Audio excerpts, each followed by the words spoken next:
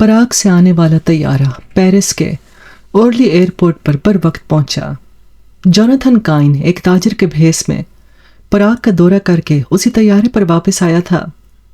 शीशे का सामान बेचने वाले ताजिर की हैसियत से उसने पेरिस में एक छोटा सा दफ्तर खोल रखा था। न्यूयॉर्क और वॉशिंगटन की 8 गैलरियां उससे सामान खरीदती थीं। मुझे सामान थोक के हिसाब से खरीदने के लिए हर 15 दिन बाद पराग जाया करता था। जहाँ चेकोस्लोवाकी थोक फरोश शायद इसलिए उसकी कदर मंजिलत करते थे कि वो उसके जरिए ज़र मुबादला कमाया करते थे। शायद उनमें से किसी के वहमो गुमान में भी ना हो कि काइन CIA का एक तेज तरार जासूस था और वह पेरिस में रहकर कम्युनिस्ट ममालिक में मौजूद अमरीकी जासूसों से मालूमात हासिल करने और फिर उन्हें ऊपर तक पहुंचाने का जिम्मेदार था। उन जासूसों के मुआवजों के तयन, अदायगी और अमरीकी मफादात की देखभाल, ये सभी कुछ काइन के फ़राइज़ में शामिल था। और वो ये भी ख्याल रखता था कि कहीं कोई जासूस डबल क्रॉस तो नहीं कर रहा। एयरपोर्ट से उसने रिव रॉयल के लिए टैक्सी ली और रास्ते भर ये देखता रहा कि कहीं उसका ताकुब न हो रहा हो। वो जॉन डोरे से मिलने जा रहा था। इस मर्तबा वो पराग से एक बुरी खबर लेकर आया था, इसलिए वो पेरिस में CIA के मकामी सरबराह जॉन डोरे से मिलना चाहता था, वरना आम तौर पर वो दोनों अलग थलग ही रहते थे ताकि उन पर शुबा न किया जा सके। रिव रॉयल की एक फैंसी ग्लास शॉप के अंदरूनी कमरे में जाकर काइन ने लिबास बदला और फिर शॉप के मालिक को बाय बाय करता हुआ अकबी दरवाजे से निकलकर एक और टैक्सी के जरिए जोसेफ रेस्टोरेंट चला गया। रेस्टोरेंट का मालिक जोसेफ फेवरेट उसे एक छोटे से कमरे में ले गया जहां सिर्फ 2 अफराद के बैठने की गुंजाइश थी। फिलहाल मुझे एक डबल मार्टिनी भिजवा दो, काइन ने कहा। थोड़ी देर बाद जॉन डोरे भी आ पहुंचा। वो अपने हुलिये के एतबार से CIA के डिविजनल डायरेक्टर के बजाय कोई खुशहाल बैंकार नजर आता था। लंच सर्व होने तक दोनों ने रस्मी गुफ्तगू की। तन्हाई होते ही डोरे ने कहा, कोई खास बात है? तुम मुझसे क्यों मिलना चाहते थे? हाँ, पराग में हमारे एजेंट एलेक वर्थिंगटन का पोल खुल गया है। वो 10 साल से वहाँ इंग्लिश टीचर के तौर पर मुकीम है। 3 साल से हमारे लिए काम कर रहा है और बेहद हरीस फितरत का मालिक है। वो अब तक अपनी फराहम करदा मालूमात के एवज हमसे $60,000 ले चुका है, जो हम बराह रास्त बर्न के क्रेडिट स्विस बैंक में उसके अकाउंट में जमा कराते रहे हैं। शायद ज़रूरत से ज़्यादा खुद एतमादी की बिना पर वो कोई गलती कर बैठा है और हुकाम की नज़रों में मशकूक हो गया है। अगरचे उसके खिलाफ सबूत तो नहीं मिल सकता, मगर इसके बावजूद वो बेहद नर्वस हो गया है और डर है कि कहीं पूछकर शुरू होते ही वो एतराफ़ न कर ले। शायद वो पराग से स्विट्ज़रलैंड फरार होने की कोशिश भी करे ताकि अपनी जमाशुदा रकम से अयाशी कर सके, या शायद उसे गिरफ्तार कर लिया जाए। बहरहाल जो भी हो, हमारे लिए वो तो बेकार हो चुका है। कोई नया आदमी वहां भेजना पड़ेगा। ये तफसीलात सुनते ही जॉन डोरे खामोशी से खाना खाने में लगा रहा। वो बेहद सोच विचार के बाद ही कोई फैसला किया करता था। खाने से फारिग होकर उसने कहा, वर्थिंगटन से मैं कभी भी मुतमईन नहीं था। अब उसको कोई बेहतर मुतबादिल भेज दिया जाएगा। अब तो बेहतर मुतबादिल के लिए भी वहां के हालात खासे दुश्वार हो गए हैं, काइन ने जवाब दिया। खतरे की घंटी बज चुकी है। उन लोगों ने रूसी इदारे के एक आला अफसर मालिक को अपने हिफाजती निज़ाम की तंजीम नौ के लिए बुला लिया है। मालिक को डोरी चौंका। वो तो रूसी सुराग रसां एजेंसी का खतरनाक तरीन आदमी है, इसलिए तो वर्थिंगटन भी बदहवास हो गया है। मुझे डर है कहीं अभी से उसकी निगरानी हो रही हो, फिर तो फरार की कोशिश करते ही उसे छाप लिया जाएगा। हमारे लिए वहां कोई लड़की भी तो काम कर रही थी। हाँ, माला रेड। कहीं वर्थिंगटन उसका नाम भी न उगलते, जॉन डोरे ने कहा। ज़ाहिर तशद्दुद होने पर वो माला ही का नहीं बल्कि तुम्हारे दूसरे राब्तों का नाम भी बता देगा। तुम्हारे लिए मसाइल भी खड़े हो सकते हैं। वर्थिंगटन ने हमारे लिए बड़ा काम किया है, लेकिन इन हालात में उसे खामोश ही कर दिया जाए तो बेहतर होगा। ये काम जल्द अज जल्द होना चाहिए। जी हाँ, देर हुई तो फिर इसका कोई फायदा नहीं होगा। कल रात से पहले पहले अगर हो सके तो। क्या वो उसी पुरानी जगह पर रह रहा है, बीवी समेत? हाँ, बस तो ठीक है। फिलहाल तुम पराग मत जाना, वरना वो रूसी जासूस मालिक तुम्हें भी नजर में रख लेगा। बेहद चालाक और अय्यार है वो, इसलिए एहतियात जरूरी है। और हाँ, मेरे ख्याल में वर्थिंगटन की जगह जैक लॉटिमर को भेज देते हैं। वो वहां की जबान भी जानता है और इंटरनेशनल कैलकुलेटर्स नामी फर्म में 2 साल से मुलाजमत कर रहा है, इसलिए उसे बआसानी ट्रांसफर करवाया जा सकता है। کائن نے کہا، جیک ہو یا کوئی اور، وہ جاتے ہی مالک کی نظروں میں آ جائے گا۔ مالک تو فوراً جاسوس کی بو سونگ لیتا ہے، کم بخت۔ ویسے بھی انہیں معلوم ہے آپ ورتھنگٹن کا متبادل بھیجیں گے، اس لیے وہ ہر نئے آنے والے پر کڑی نظر رکھیں گے۔ تم فکر نہ کرو، میں نے اس کا حل سوچا ہوا ہے۔ بہرحال تم فی الحال اپنی سرگرمیاں روک لو۔ اگر سب کچھ حسب توقع ہوا تو 2 ہفتے بعد تم پھر پراگ جا کر جیک سے مل رہے ہوگے۔ جان ڈورے اٹھتے ہوئے بولا۔ ایرک ورتھنگٹن نے اپنا سوٹ کیس پیک کیا اور پھر کھڑکی کا پردہ ہٹا کر باہر جھانکا۔ رین کوٹ اور ہیٹ میں ملبوس وہ شخص گزشتہ 4 گھنٹے سے بلڈنگ کے باہر کھڑا تھا۔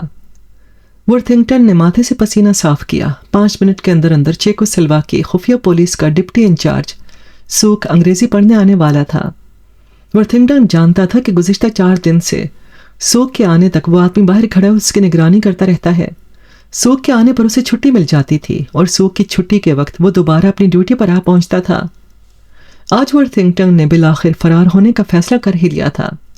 اس کی چیکوسلواکی بیوی ایملی شاپنگ کرنے گئی ہوئی تھی۔ 15 سالہ ازدواجی زندگی کے باوجود ورتھنگٹن اسے چھوڑ کر جاتے ہوئے ذہنی طور پر پرسکون تھا۔ ایملی ایک فربہ اور احمق عورت تھی جسے آج تک اپنے شوہر کے جاسوس ہونے کا علم ہی نہیں ہو سکا تھا۔ ایملی کو اس کی سوئٹزرلینڈ میں جمع دولت کے بارے میں بھی معلوم نہیں تھا۔ وہ یہ بھی نہیں جانتی تھی کہ اس کا شوہر ایک اور لڑکی کی یک طرفہ محبت میں گرفتار ہو چکا ہے۔ وہ لڑکی مالا ریڈ تھی۔ سوک حسب معمول انگریزی سیکھنے آیا تو ورتھنگٹن نے موقع پا کر اسے سر پر ضرب لگا کر بے ہوش کیا اور اپنا سوٹ کیس اٹھا کر بھاگ نکلا۔ سیڑھیوں پر اسے اپنی بیوی اوپر آتے ملی۔ اس نے سوٹ کیس کی طرف دیکھ کر نفرت زدہ لہجے میں کہا، تو تم اس حرام زادے کے پاس جا رہے ہو؟ چلو جان چھوٹی۔ ورتھنگٹن نے سیڑھیاں اترتے اترتے کہا، اوپر مت جاؤ ایملی، وہ اوپر ہے۔ ایملی نے اسے غور سے دیکھا اور پھر سب کچھ سمجھتے ہوئے بولی، تم احمق ہو، کیا تم سمجھتے ہو کہ بچ کر نکل سکو گے؟ ورتھنگٹن کوئی جواب دیے بغیر اترتا چلا گیا۔ تھوڑی دیر بعد وہ مالا ریڈ کے فلیٹ میں داخل ہو رہا تھا۔ اس نے کچھ سفر ٹرام کے ذریعے اور باقی پیدل طے کیا تھا۔ راستے بھر بہت محتاط رہا تھا کہ کوئی اس کا پیچھا نہ کر رہا ہو۔ مالا اسے دیکھ کر حیران رہ گئی۔ اس نے ورتھنگٹن کو کوئی خاص اہمیت نہیں دی تھی۔ اس کے خیال میں وہ محض ایک پیغام رساں تھا جو اس کی فراہم کردہ معلومات کو آگے پہنچا دیتا تھا۔ ارے تم، اس نے کہا۔ ورتھنگٹن نے اپنی 28 سالہ محبوبہ کو غور سے دیکھا۔ وہ چیکوسلواکی باپ اور امریکی ماں کی بیٹی تھی اور الحمرا نائٹ کلب میں سنگر تھی۔ اس کی آواز کوئی خاص سریلی نہیں تھی، مگر پراگ میں آنے والے سیاحوں کے لیے یہ بھی غنیمت تھی۔ وہ اس کی آواز سننے میں کم اور اس کا سڈول بدن دیکھنے میں زیادہ دلچسپی لیتے تھے، کیونکہ پراگ میں اس طرح کے تفریحی سامان کمیاب تھے۔ جان ڈورے نے 2 سال قبل کسی طریقے سے مالا کو CIA کے لیے جاسوسی کرنے پر آمادہ کر لیا تھا۔ وہ خود بھی ورتھنگٹن کی طرح ایک پیغام رساں ہی تھی۔ پراگ کے جاسوس اپنی اہم اطلاعات اس تک پہنچا دیتے تھے جہاں سے ورتھنگٹن حاصل کر کے انہیں آگے بڑھا دیتا تھا۔ شاید خود مالا کو بھی معلوم نہیں تھا کہ بعض اوقات وہ کتنی اہم نوعیت کی معلومات فراہم کرنے کا ذریعہ بن چکی ہے۔ جان ڈورے کے لیے مالا ریڈ اس لیے اہم حیثیت رکھتی تھی کہ پراگ کی پولیس کو مالا پر قطعاً کوئی شک نہیں تھا۔ ورتھنگٹن نے جب اسے بتایا کہ وہ چند خاص وجوہات کی بنا پر فرار ہو کر آیا ہے اور پراگ سے نکلنے میں اس کی مدد حاصل کرنا چاہتا ہے، تو مالا بدلے نخواستہ اسے اپنے ہاں عارضی طور پر ٹھہرانے پر رضامند ہو گئی۔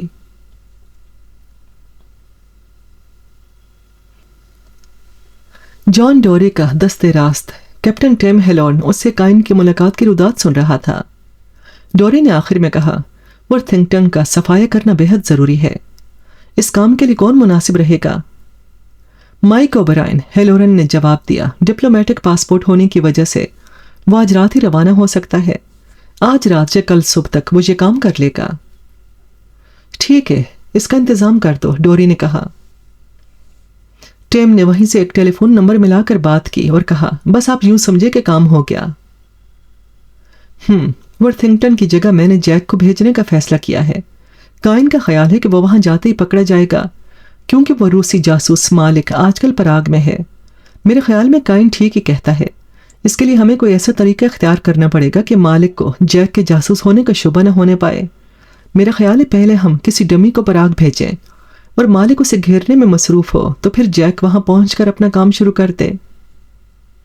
تجویز تو اچھی ہے، لیکن جو شخص ڈمی جاسوس بن کر جائے گا اس کی جان خطرے میں ہوگی۔ ہوتی تو ہونے دو، جان ڈورے نے مسکرا کر کہا۔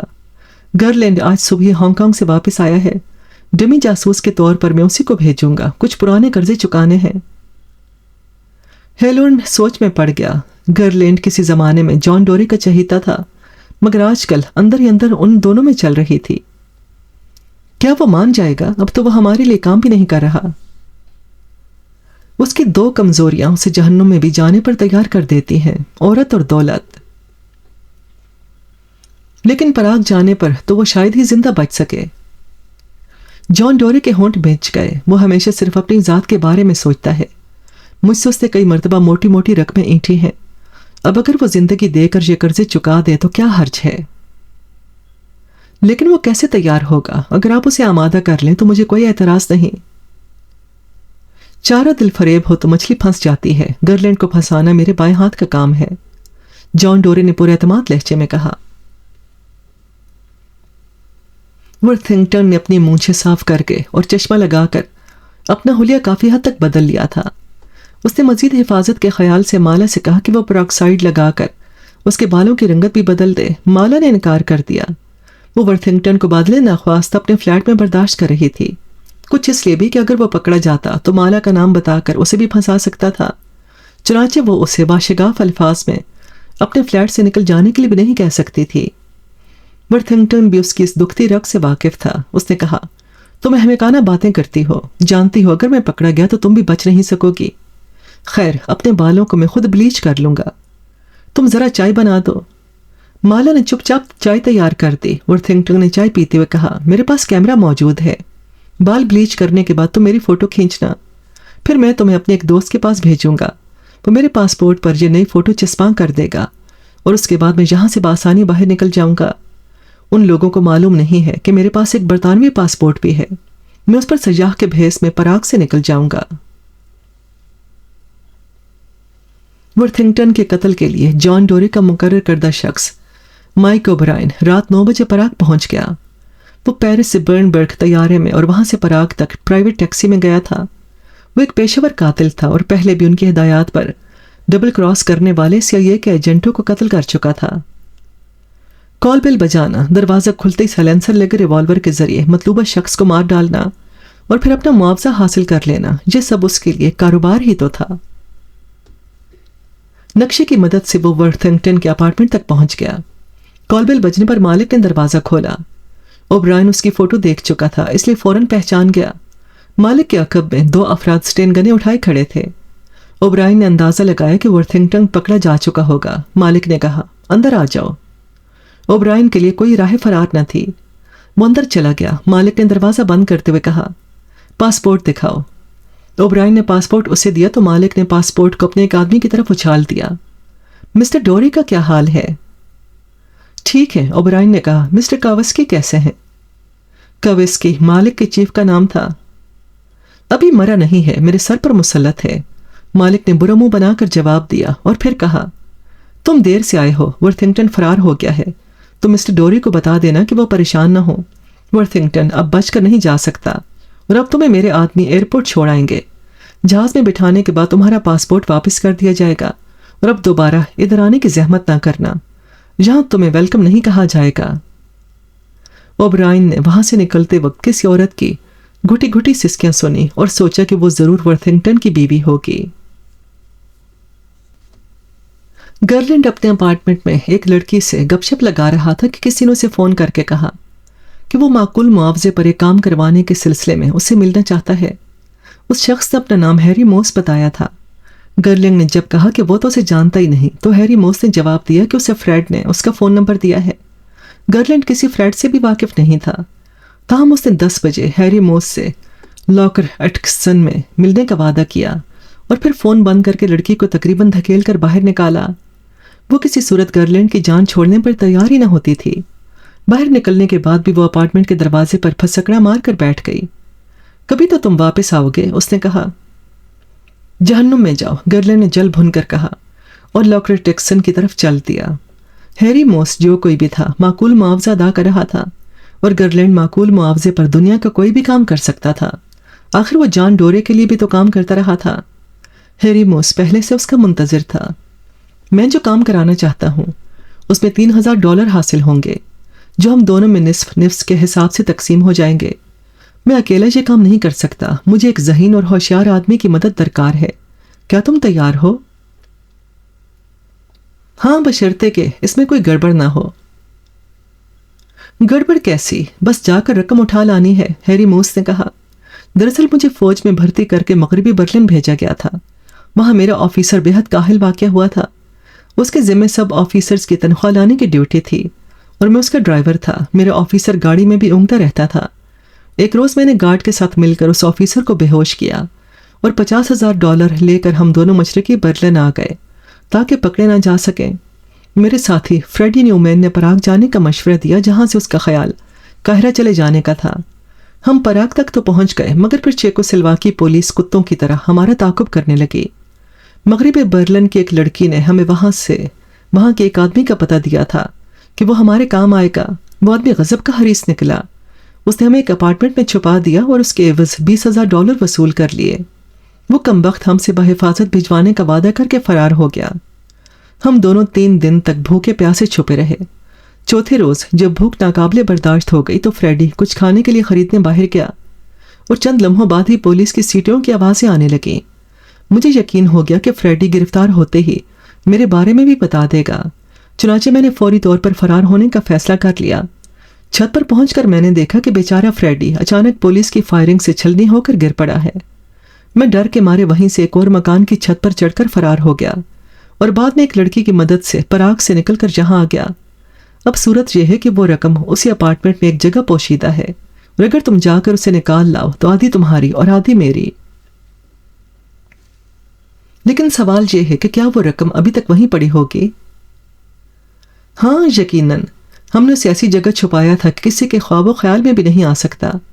$100 کے 300 نوٹ ہیں۔ میں مشتبہ ہوں، اس لیے وہاں نہیں جا سکتا۔ تم سیاح کی حیثیت سے 2-3 دن بعد رقم سمیت واپس آ سکتے ہو۔ گرلینڈ اس شخص کی کہانی کے جھوٹ یا سچ ہونے کا اندازہ لگاتا رہا۔ لیکن اگر میں ساری رقم لے بھی آؤں اور تمہیں کچھ نہ دوں تو؟ اس نے سوال کیا۔ یہ جوا تو مجھے کھیلنا ہی پڑے گا۔ ویسے بھی تم یہاں کے حلقوں میں جانے پہچانے ہو، مجھ سے فراڈ کرو گے تو دوسرے بھی تم پر بھروسہ کرنا چھوڑ دیں گے۔ میں سوچوں گا وہ رقم ہے کہاں پر۔ یہ تو میں اس وقت بتاؤں گا جب تم پراگ جانے کے لیے ایئرپورٹ پر پہنچو گے اور جہاز کا ٹکٹ دکھاؤ گے۔ کچھ مزید گفت و شنید کے بعد گرلینڈ نے اگلے روز 10 بجے اسے اپنے ارادے سے مطلع کرنے کا وعدہ کیا اور اس کا فون نمبر لے کر رخصت ہو گیا۔ اس کے جاتے ہی ہیری موس پر اسرار انداز سے مسکرایا اور پھر اس نے جان ڈورے کا نمبر ملا کر کہا، اس نے کل 10 بجے بتانے کا وعدہ کیا ہے۔ ویسے مجھے امید ہے کہ وہ جانے کے لیے تیار ہو جائے گا۔ کہانی ہی ایسی ہے۔ ادھر گرلینڈ بھی ہیرموس کی حقیقت معلوم کرنے کے لیے نیو یارک ہیرلڈ ٹریبیون میں اپنے ایک صحافی دوست کو فون کر رہا تھا۔ اس کے دوست نے ساری باتیں سن کر تصدیق کی کہ ہیری موس اور فریڈی نیومین نام کے 2 افراد $50,000 پر مشتمل تنخواہوں کی رقم اڑا کر آہنی پردے کے پیچھے بھاگ گئے ہیں۔ گرلینڈ نے مطمئن ہو کر پراگ جانے کا فیصلہ کر لیا۔ وہ واپس اپنے اپارٹمنٹ میں آیا تو وہی لڑکی ابھی تک دروازے کے پاس بیٹھی تھی۔ تمہارے اپارٹمنٹ میں ایک چور گھسا تھا، اس نے گرلینڈ کو دیکھتے ہی کہا۔ کہیں تم خود ہی؟ نہیں، ایک سرخ چہرے والا فربا آدمی تھا۔ اس کے دائیں کان کی لو کٹی ہوئی تھی اور وہ تالے کھولنے کا ماہر تھا۔ میں وہاں اوپر سیڑھیوں پر بیٹھی ہوئی تھی، اس لیے وہ مجھے نہیں دیکھ سکا۔ گرلینڈ کو یقین ہو گیا کہ وہ فربا آدمی آسکر ہوگا۔ ہیلون کے غنڈوں میں سے ایک اسی کے دائیں کان کی لو کٹی ہوئی تھی۔ اس نے پرخیال انداز میں تالا کھول کر اندر قدم رکھا تو لڑکی بھی بن بلائے مہمان کی طرح اس کے ساتھ آ گئی۔ وہ جہاں کتنی دیر تک رہا تھا؟ تقریباً 20 منٹ تک، لڑکی نے کہا۔ حالانکہ اس کباڑ خانے میں مجھے تو کوئی قیمتی چیز نظر نہیں آ رہی۔ گرلینڈ مسلسل یہی سوچ رہا تھا کہ ہیلون یا جان ڈورے نے اس گنڈے کو اس طریقے سے اس کے اپارٹمنٹ میں کیوں بھیجا تھا۔ خطرے کا احساس ہوتے ہی اس نے وہ رات کسی گمنام سے ہوٹل میں بسر کرنے کا فیصلہ کر لیا۔ جان ڈورے سخت برہم تھا۔ اس کا معاون اور آسکر بریکمن کا انچارج ہیلون بھی وہیں تھا۔ آسکر بریکمن بھی کھڑا تھا۔ ہمارے پیشے میں کچھ نکمے لوگ بھی آ گئے ہیں، جان ڈورے کہہ رہا تھا۔ میرے ہر منصوبے کو کوئی نہ کوئی احمق تباہ کر ڈالتا ہے۔ مجھے اوبرائن کی رپورٹ ملی ہے کہ ورتھنگٹن ابھی تک زندہ ہے۔ اوبرائن کو زبردستی واپس بھیج دیا گیا ہے۔ اب وہ دوبارہ وہاں نہیں جا سکے گا۔ جلد یا بدیر مالک ورتھنگٹن کو پکڑ لے گا اور میرے 2 قیمتی جاسوسوں کی جان خطرے میں پڑ جائے گی۔ دونوں افراد خاموش رہے۔ آخر جان ڈورے نے کچھ دیر بعد ذرا ٹھنڈے لہجے میں کہا، خیر کم از کم گرلینڈ تو وہاں جانے پر تیار ہو جائے گا، قربانی کا بکرا بن کر۔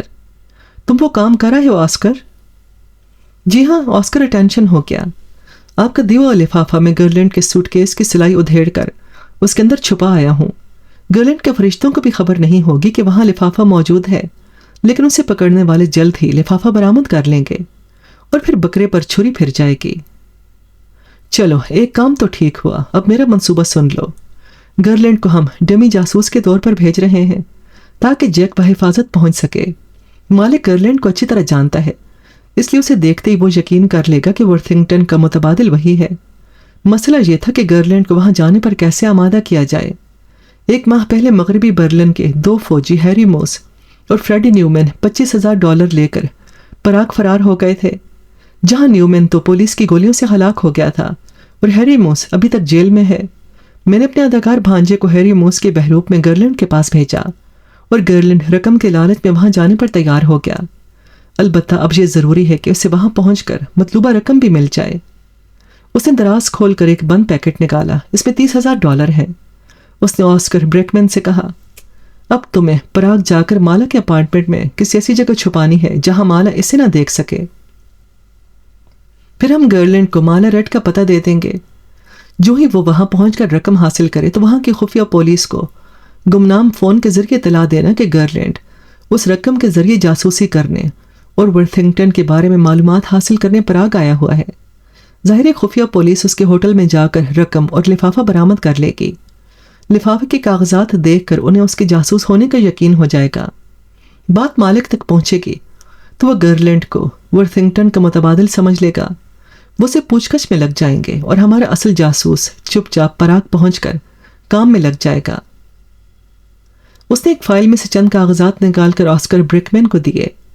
اس میں تمہارے لیے تفصیلی ہدایات ہیں۔ فی الحال تم سیاح کے بھیس میں پراگ پہنچ کر ہمارے آئندہ پیغام کا انتظار کرو گے۔ آسکر بریکمن جا چکا تو ڈورے نے ہیلونڈ سے کہا، ورتھنگٹن کے زندہ بچ جانے سے معاملہ بگڑ بھی سکتا ہے۔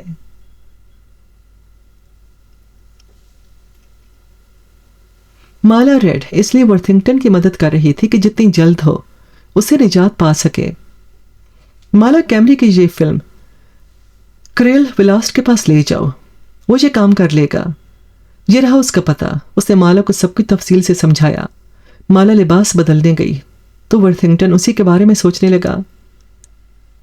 وہ جاسوسی کے معاملے میں کسی بات پر معلومات حاصل کرنے کے لیے الحمرا کلب گیا تھا تو اس نے مالا کو پہلی مرتبہ دیکھا تھا اور وہیں اس پر عاشق ہو گیا تھا۔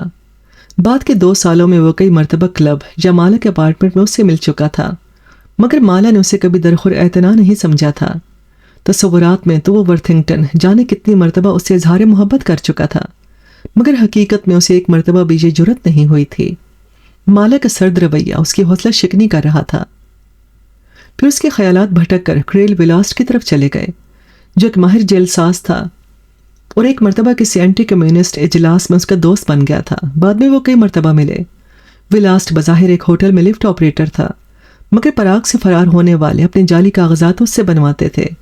اس نے ورتھنگٹن کو کوئی بھی مشکل پیش آنے پر مدد کی پیشکش کی تھی۔ 2 ہفتہ قبل تک ورتھنگٹن نے کبھی سوچا بھی نہیں تھا کہ اسے مشکل پیش آ سکتی ہے۔ وہ پراگ کے سرکردہ افراد کو انگریزی پڑھاتا تھا۔ کئی پروفیسر، سیاستدان، سرکاری ملازم اس کے شاگرد تھے، اور وہ لوگ اکثر بے احتیاطی میں کوئی نہ کوئی ایسی بات کر جاتے تھے جو CIA کے لیے کارآمد ثابت ہو سکتی تھی۔ وہ کائن کو یہ معلومات فراہم کرتا تھا اور سوئٹزرلینڈ کے ایک بینک میں اس کی جمع شدہ رقم بڑھتی ہی جا رہی تھی۔ مگر پھر روس کا بدنام زمانہ اور شیطان صفت ایجنٹ وہاں کے جاسوسی نظام کی تنظیم نو کے لیے وہاں آ پہنچا تھا،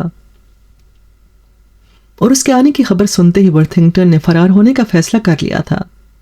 اس نے ولاسٹ سے جعلی کاغذات تیار کرنے کے لیے کہا تو ولاسٹ نے خاصی زیادہ رقم طلب کی۔ اس کا تو کاروبار ہی یہ تھا۔ ورتھنگٹن نے کسی نہ کسی طرح رقم جمع کی، مگر انہی دنوں اسے مالک کی جانب سے اپنی مسلسل نگرانی کرائے جانے کا احساس ہو گیا۔ ساتھیوں سے معلوم تھا کہ گرفتار ہونے پر وہ زیادہ دیر تک اپنے ساتھیوں کائن اور مالا ریڈ کا نام نہیں چھپا سکے گا۔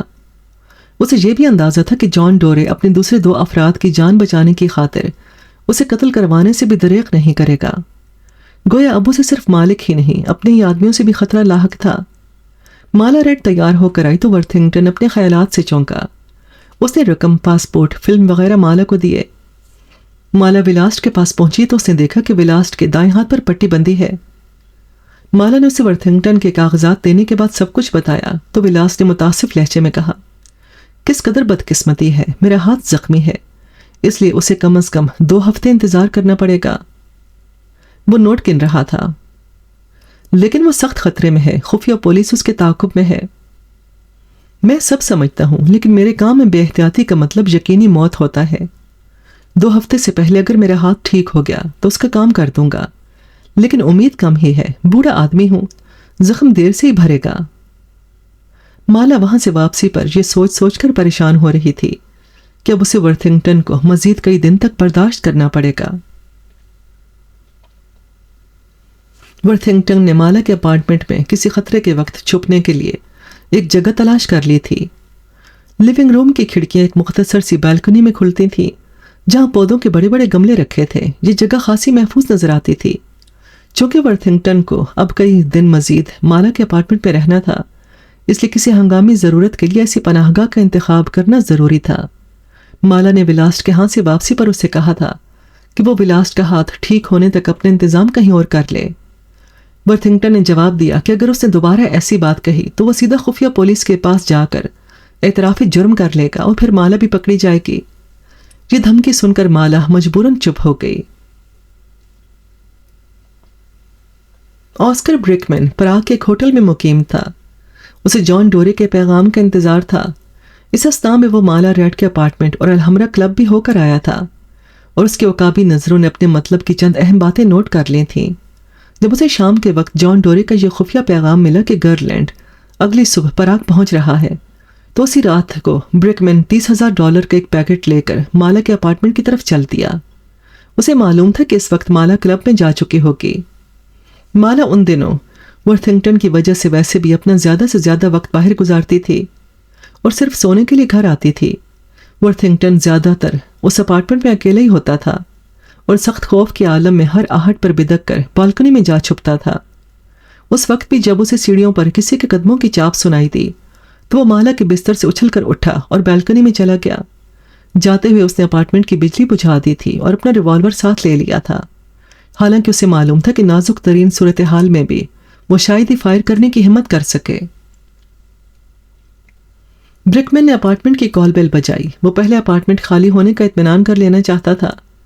3 مرتبہ کال بیل بجانے پر بھی جب کوئی باہر نہ نکلا تو برکمن نے مطمئن ہو کر ایک تار کے ذریعے حسمی قفل کھولا اور اندر داخل ہو گیا۔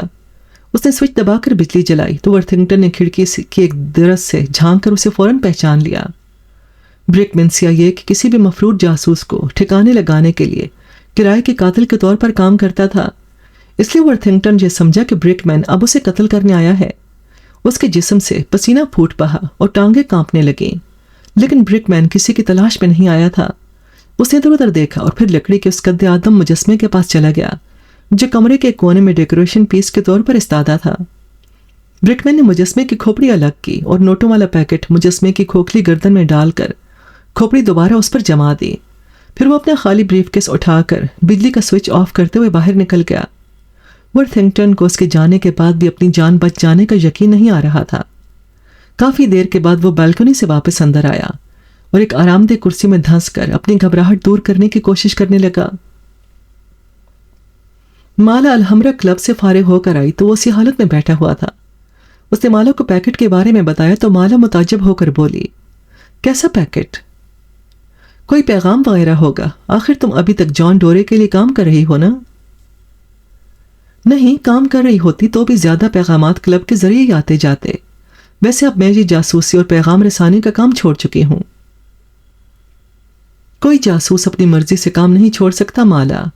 اگر تم نے ایسی کوشش کی تو قتل کر دی جاؤ گی۔ نجات کی صرف ایک ہی صورت ہے، میرے ساتھ تم بھی بھاگ نکلو مالا۔ اگرچہ یہ وقت ان باتوں کا نہیں ہے، مگر مگر مالا میں تم سے محبت کرتا ہوں۔ ورتھنگٹن کا لہجہ رقت آمیز ہو گیا۔ محبت، مالا زہر خند کرتے ہوئے بولی، اسی لیے تم مجھے تنگ کرنے کے لیے میرے ہاں آ چھپے ہو؟ میں یہاں اس لیے آیا تھا مالا کہ مجھے تم سے بڑی امید۔ تم میرے لیے کوئی حیثیت نہیں رکھتے ورتھنگٹن، وہ اس کی بات کاٹتے ہوئے بولی، اور مجھے تمہارا یہاں رہنا بھی پسند نہیں۔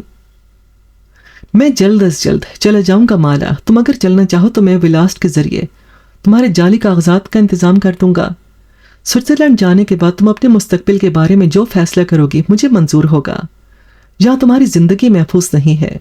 برک مین نے یہ پیکٹ رکھ کر تمہیں کسی چکر میں پھنسانے کی کوشش کی ہے۔ شاید اس کے ذریعے وہ یہاں کی خفیہ پولیس کو تمہارے پیچھے لگانا چاہتا ہے۔ آؤ دیکھیں تو صحیح اس میں کیا ہے۔ جان ڈورے نے برک مین کی طرف سے مالا کے اپارٹمنٹ میں پیکٹ رکھے جانے کا پیغام ملتے ہی فرضی ہیری موس کو اطلاع دے دی تھی۔ فرضی ہیری موس نے گرلینڈ سے پیرس کے اورلی ایئرپورٹ پر ملاقات کی اور ایک چٹ پر تحریر مالا کا پتہ اسے دیتے ہوئے بتایا کہ وہ رقم اسی پتے پر ایک کھوکھلے چوبی مجسمے میں چھپا آیا ہے۔ یہ رہا تمہارا ریٹرن ٹکٹ، 3 دن بعد ہفتے کو میں تمہیں یہی ملوں گا۔ گرلینڈ ٹکٹ لیتے ہوئے کہا، لیکن اگر مجھے 1 آدھ دن کی تاخیر ہوگی تو یہ نہ سمجھنا کہ میں رقم لے کر بھاگ گیا ہوں۔ جہاز پراگ روانہ ہو گیا تو فرضی ہیری موس نے جان ڈورے کو فون کر کے بتایا۔ جان ڈورے نے فوری طور پر پراگ میں مقیم آسکر برک مین کو خفیہ حروف میں ٹیلی گرام دے دیا کہ گرلینڈ آ رہا ہے اور برک مین کسی صورت میں اس کے سامنے نہ آئے، کیونکہ گرلینڈ اس کی صورت سے واقف ہے، اسے دیکھتے ہی خطرے کا احساس کر لے گا۔ وزارت داخلہ کی عمارت کے ایک کمرے میں 3 افراد ایک بڑا سا نقشہ پھیلائے ہوئے تھے۔ پراگ کی خفیہ پولیس کا ہیڈ کوارٹر اسی عمارت میں تھا۔ ڈپٹی چیف سوک کے سر پر پٹی بندھی ہوئی تھی۔ ورتھنگٹن اسی کے سر پر ضرب لگا کر اپنے اپارٹمنٹ سے فرار ہوا تھا۔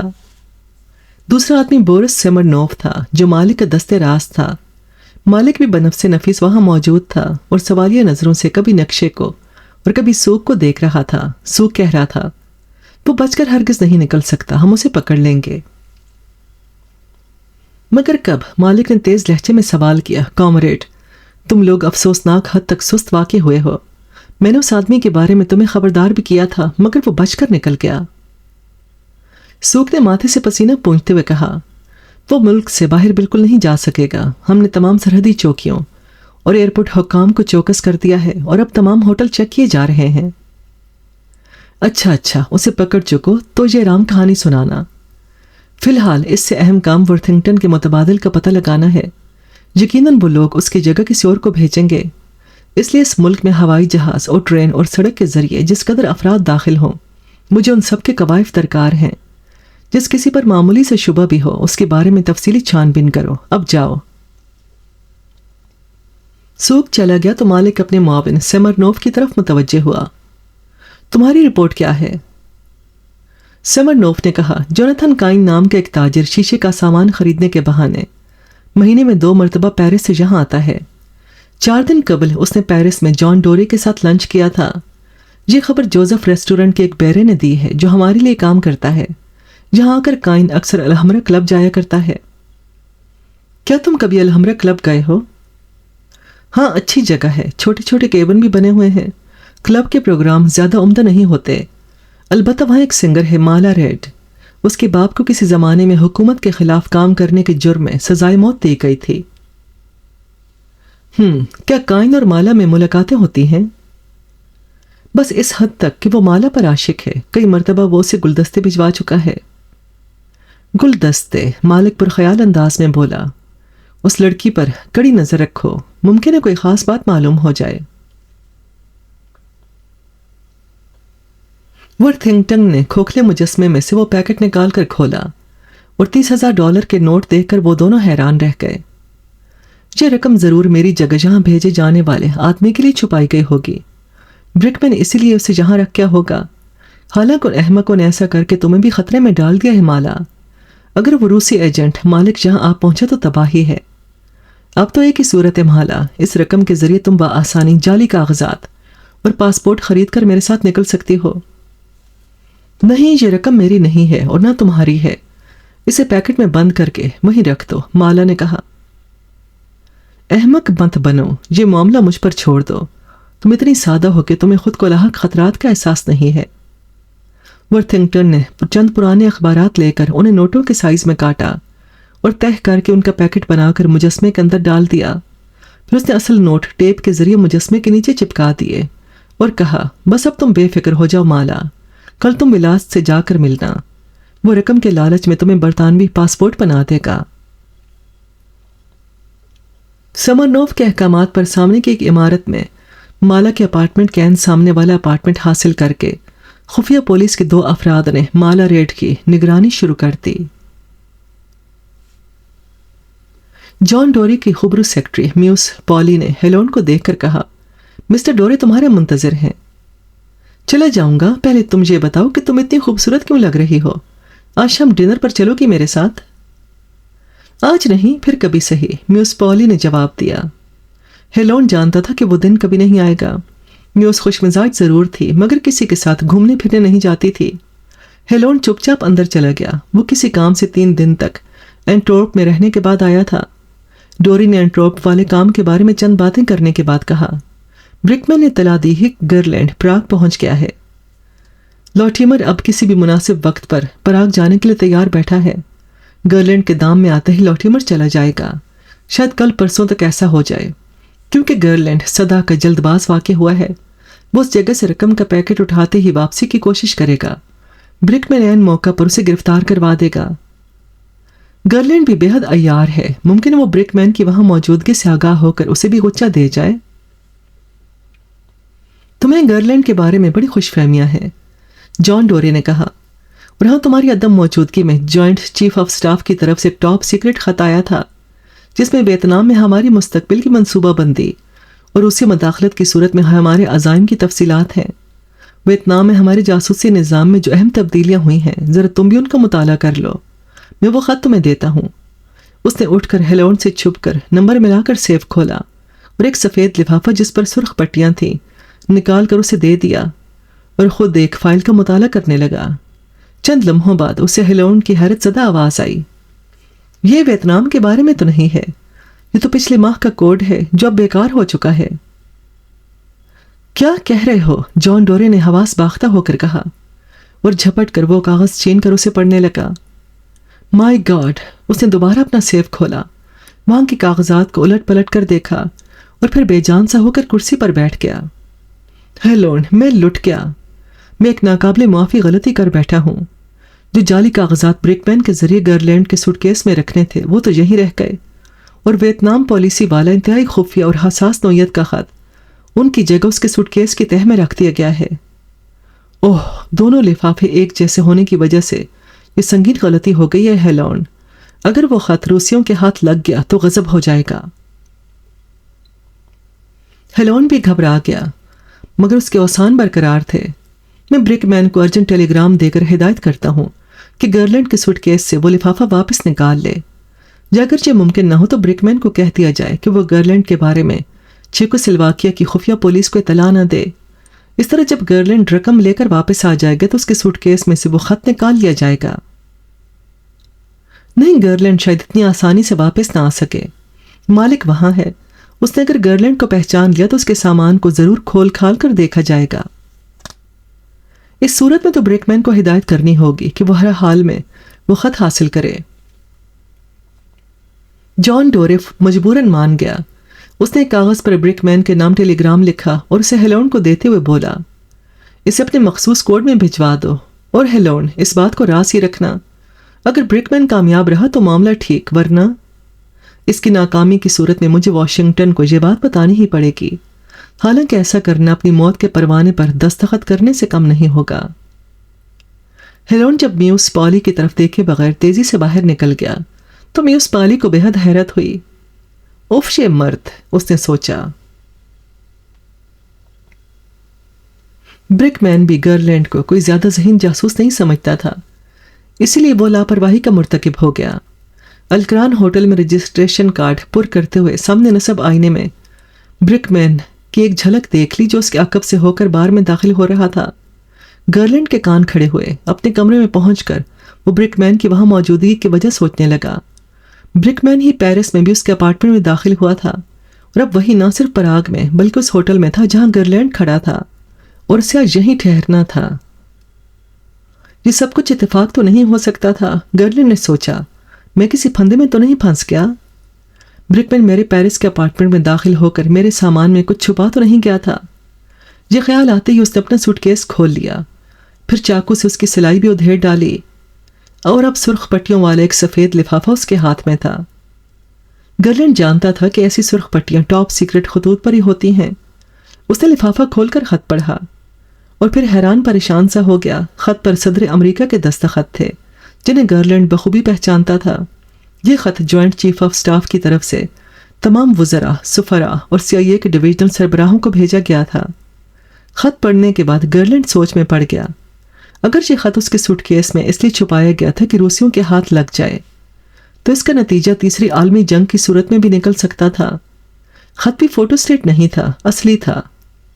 کچھ دیر کے غور و خوض کے بعد اسے یقین ہو گیا کہ یہ کاغذ غلطی سے اس کے سوٹ کیس میں چھپا دیا ہوگا۔ جان ڈورے نے برکمین کے ذریعے کوئی اور کاغذ وہاں رکھوانا چاہا ہوگا۔ اسے یقین ہو گیا کہ پراگ میں اس کا آنا بھی ایک سازش کے تحت ہوا ہے، صرف اس سے چھٹکارا حاصل کرنے کی غرض سے، اور کسی چوبی مجسمے میں $30,000 کا ہونا محض ایک افسانہ ہے۔ اب اس کے سامنے اس حساس نوعیت کے کاغذ کا مسئلہ تھا۔ پہلے اس نے سوچا اسے جلا دینا مناسب رہے گا، مگر پھر اس نے یہ سوچ کر ایسا نہیں کیا کہ جان ڈورے نے اسے اگر اس کاغذ کے ذریعے مصیبت میں ڈالنا چاہا تھا تو اب وہ بھی جان ڈورے کو اپنے مفاد میں استعمال کر سکتا ہے اور جان ڈورے کی غلطی سے فائدہ اٹھا سکتا ہے۔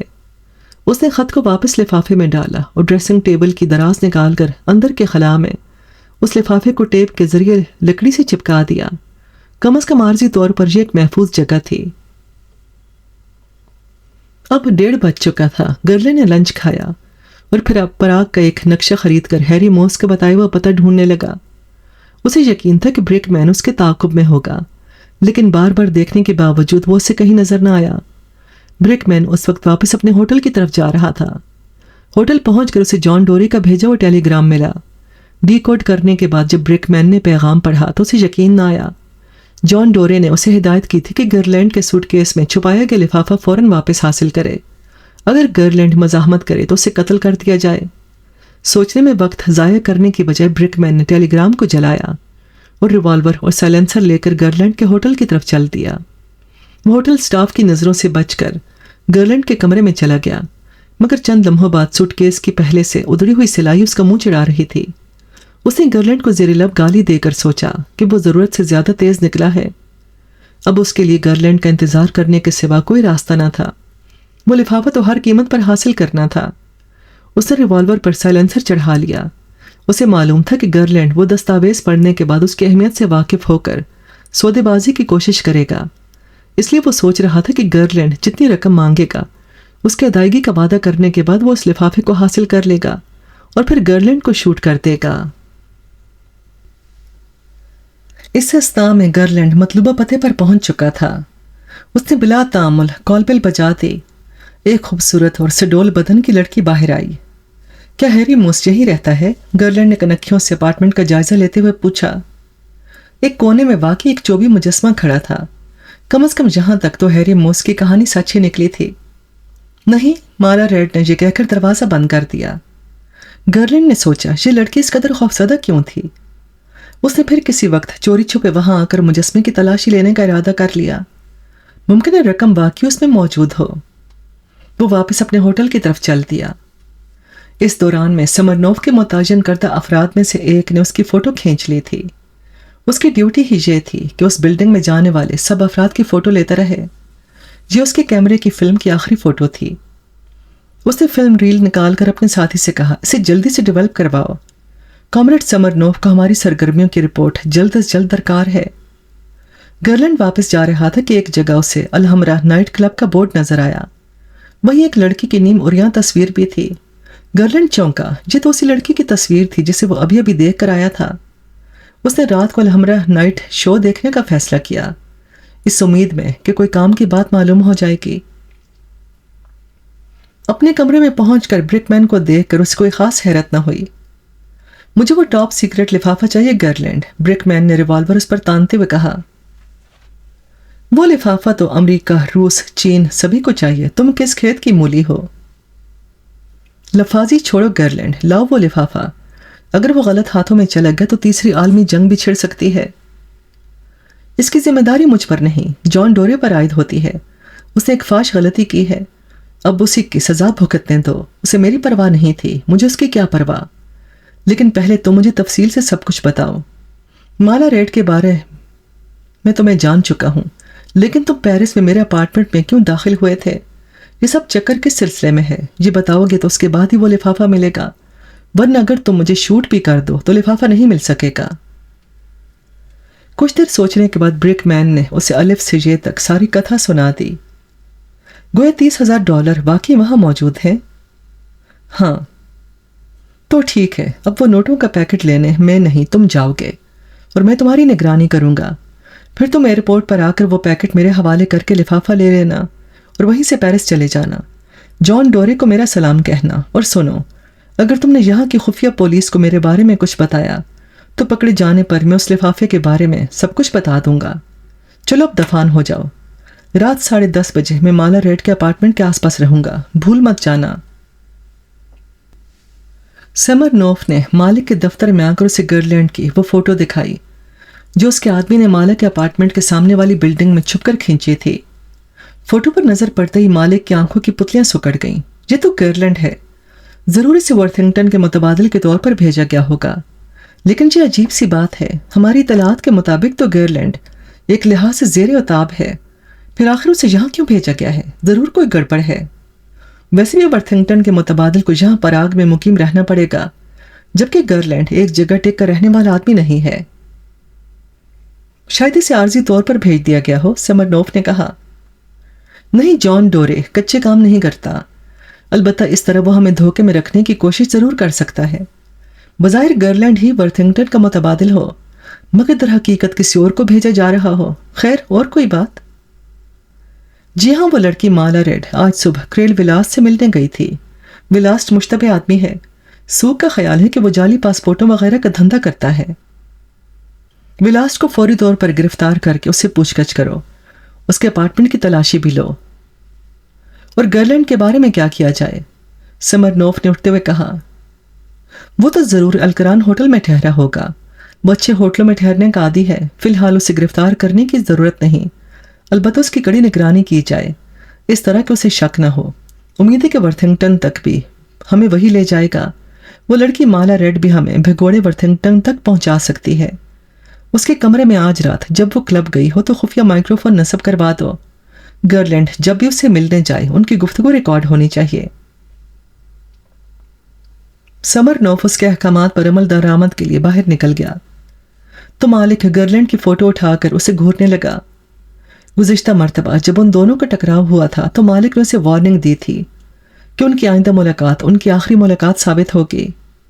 اب گرلینڈ کا خاتمہ کرنے کا وقت قریب آ رہا تھا۔ ورتھنگٹن مالا کے گھر کے دروازے پر دستک ہوتے ہی باتھ روم میں چھپ گیا تھا۔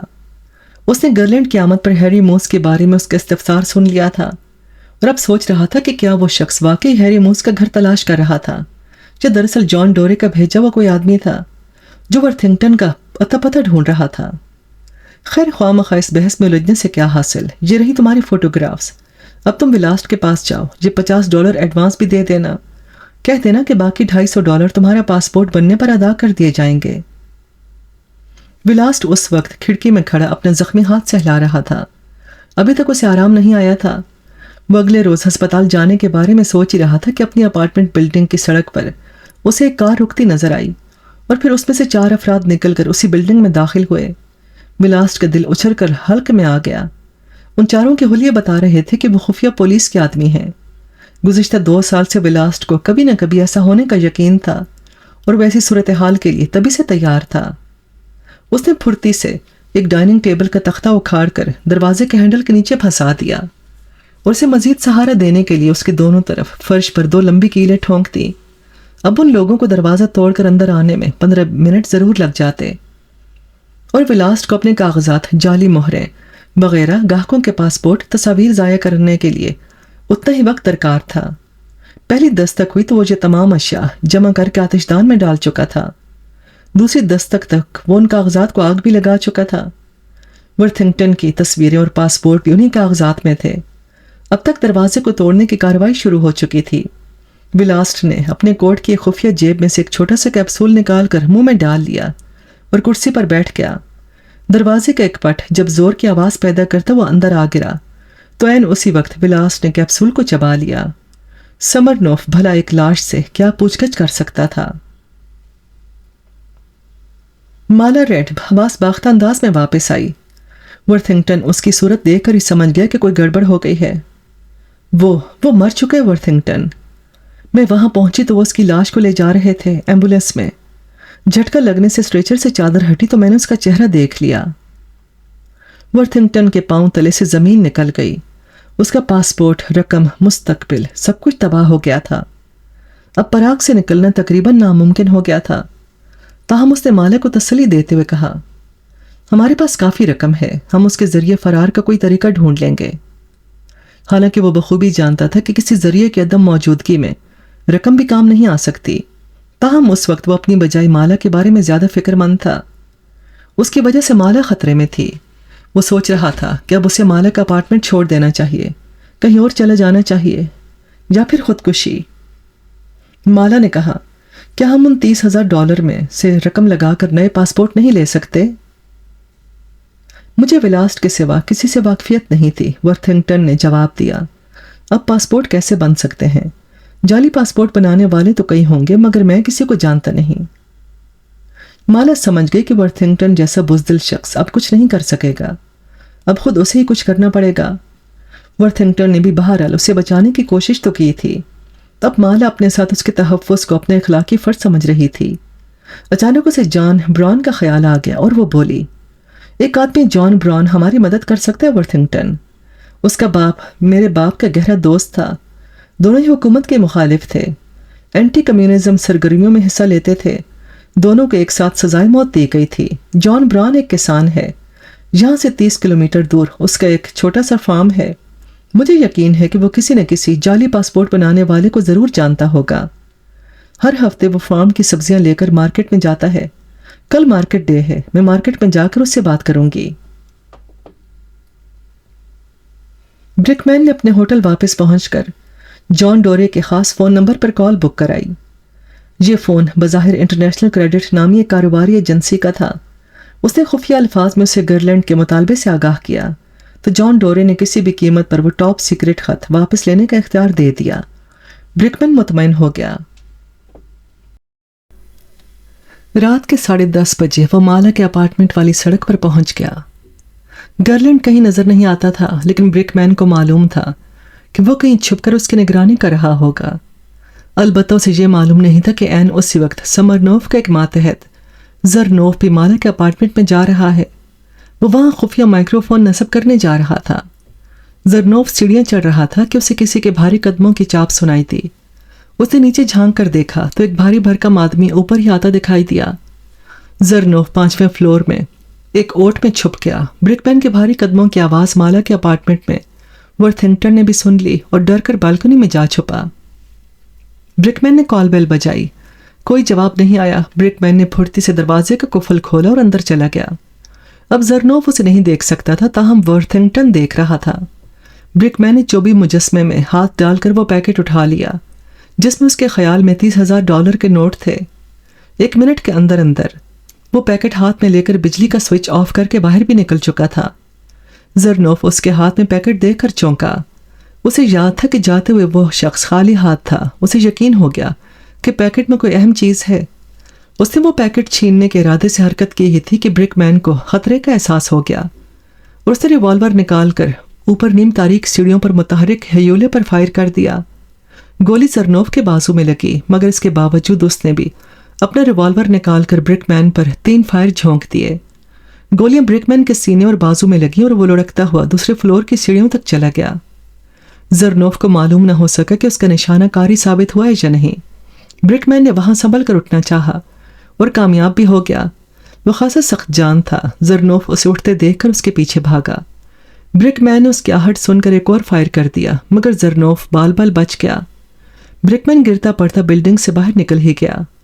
जरनोफ लॉबी में आया तो रोशन सड़क पर ब्रिकमैन का चौड़ा हियोला उसके लिए बेहतरीन निशाना साबित हुआ। ब्रिकमैन गोली लगते ही जमीन पर गिर गया। उसके हाथ का पैकेट एक झटके से करीबी गटर में जा गिरा। गर्लैंड एक कोने में छुपा ये सब देख रहा था। उसने पैकेट को उछलकर गटर में गिरते भी देख लिया था। अब वो अपने सामने मौजूद दो दुश्मनों जरनोफ और निकोलाक को शूट करके वो पैकेट हासिल करना चाहता था। वो आगे बढ़ा, मगर ऐन उसी लम्हे पुलिस कार का सायरन लहजा बलहजा बुलंदतर होने लगा और खतरा देखकर गर्लैंड वहां से फरार हो गया। अपने होटल में पहुंचकर गर्लैंड माशूज अंदाज में बिस्तर पर लेट गया। $30,000 की रकम उसके हाथ आते आते रह गई थी। अब पराग में रहने का कोई फायदा नहीं था। उसने सामान बांध कर वापसी का कसद किया। फिर दफतन उसे उस टॉप सीक्रेट लिफाफे का ख्याल आ गया। ब्रिकमैन तो मर चुका था, अब वो लिफाफा जॉन डोरी तक कैसे पहुंचता? पहले तो गर्लैंड ने रूसियों से उसका सौदा करना चाहा, मगर फिर ऐसी हसास दस्तावेज को उनके हाथ तक पहुंचाने से गुरेज किया। वो इसे वापस भी नहीं ले जा सकता था, क्योंकि उसके सामान की तलाशी जरूर ली जाती। फिर उसे माला रेड याद आई। उसने सोचा वो भी तो जॉन डोरे के लिए काम कर रही है। ये लिफाफा उसी के जरिए क्यों न जॉन डोरे तक पहुंचा दिया जाए। उसने वक्त देखा। माला इस वक्त अलहमरा नाइट क्लब में प्रोग्राम पेश कर रही होगी। उसने सोचा। टैक्सी के जरिए वो अलहमरा नाइट क्लब पहुंचा। वो एक बैरे को रिश्वत देकर एक केबिन हासिल करने में कामयाब हो गया। उस वक्त स्टेज पर एक्स्ट्रा लड़कियां बेमानी उछल कूद में मसरूफ थीं। गर्लैंड ने उस बैरे के जरिए माला को एक चिट लिख भेजी, जिस पर लिखा था, मैं तुमसे मुजस्मा खरीदना चाहता हूं, क्या तुम मुझे मिल सकती हो? 10 मिनट बाद इंटरवल हो गया। चंद लम्हों बाद माला केबिन के दरवाजे पर दस्तक देकर अंदर आ गई। मुजस्मे की बाबत पढ़कर उसके आसाब तन गए थे। उसे मालूम नहीं था कि चिट भेजने वाला कौन है। गर्लैंड को देखते ही उसने बाहर जाना चाहा। गर्लैंड ने कहा, हेलो बेबी, घबराओ नहीं, मैं हसीन लड़कियों के साथ बदसलूकी नहीं करता, बैठ जाओ। माला बैठ गई। गर्लैंड ने हाथ के चंद मखसूस इशारे किए जो जॉन डोरे के तमाम जासूस अपनी शनाख्त के लिए करते थे। माला को यकीन हो गया कि यह खुश अखलाक और खुश शक्ल नौजवान भी जॉन डोरे के लिए काम कर रहा है, लेकिन इसके बावजूद उसको खौफ कम न हुआ। गर्लैंड ने जब उससे कहा कि उसे एक टॉप सीक्रेट लिफाफा जॉन डोरे तक पहुंचाना है, तो माला ने जवाब दिया कि वो अब जॉन डोरे के लिए काम नहीं कर रही। गर्लैंड ने जवाब दिया, हमारे पेशे में अपनी मर्जी से काम छोड़ने का कोई तस्वर ही नहीं, इसलिए तुम्हें यह काम करना ही होगा। उसने माला को मुख्तसरन अब तक के वाकयात सुनाने के बाद कहा, चुनाचे वो रकम तो डूब चुकी, अब ये लिफाफा जॉन डोरे तक सिर्फ तुम पहुंचा सकती हो। मालिक मुझे अच्छी तरह जानता है, इसलिए यह काम मैं नहीं कर सकता। माला ने आहिस्ता से कहा, रकम डूबी नहीं है। ब्रिकमैन जो पैकेट ले गया था उसमें सिर्फ अखबार भरे हुए थे। रकम हमारे पास है। हमारे पास? हमारे से क्या मुराद है तुम्हारी? माला ने उसे देखकर सोचा कि यह आदमी वर्थिंगटन के मुकाबले में कहीं ज्यादा खुद एतमाद और होशियार नजर आता है। जरूर यही इस मुश्किल वक्त में काम आ सकता है। उसने गर्लैंड को वर्थिंगटन के बारे में बता दिया। गर्लैंड हक्का बक्का होकर सुनता रहा। उसके वहमो गुमान में भी नहीं था कि वर्थिंगटन माला के हाथ छुपा होगा। इतनी देर में दरवाजे पर दस्तक हुई। दोनों चौंक कर उधर देखने लगे। वर्थिंगटन अपना सूटकेस उठाए खासे हवन्नक अंदाज में दाखिल हुआ।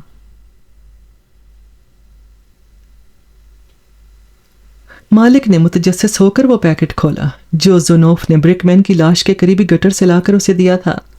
अंदर से अखबार के बेकार टुकड़े निकले। मालिक ने झिल्लाकर पैकेट को दीवार पर दे मारा।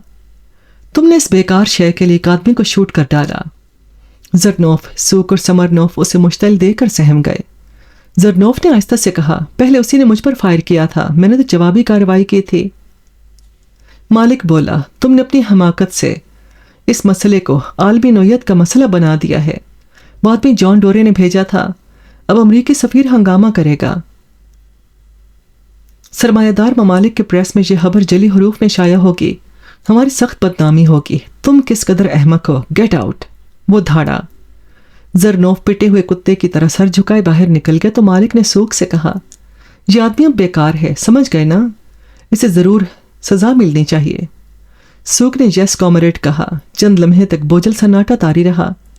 फिर मालिक ने उसी बरहम लहजे में कहा, गर्लैंड कहाँ है? पता नहीं, उसकी तलाश जारी है, लेकिन इस मामले से उसका कोई ताल्लुक देखना मेरा काम है, तुम्हारा नहीं। तुम जल्द अज जल्द अपने सारे अमले को उसकी तलाश पर लगा दो। मालिक ने जवाब दिया। सूख ने टेलीफोन रिसीवर उठाना चाहा तो मालिक कुर्राया, ये फोन मेरी जरूरत है, तुम कहीं और से फोन करो। सूख बाहर निकल गया। मालिक उसके जाने के बाद भी बुड़बुड़ाता रहा। गुस्से में उसका चेहरा लाल बबूका हो रहा था।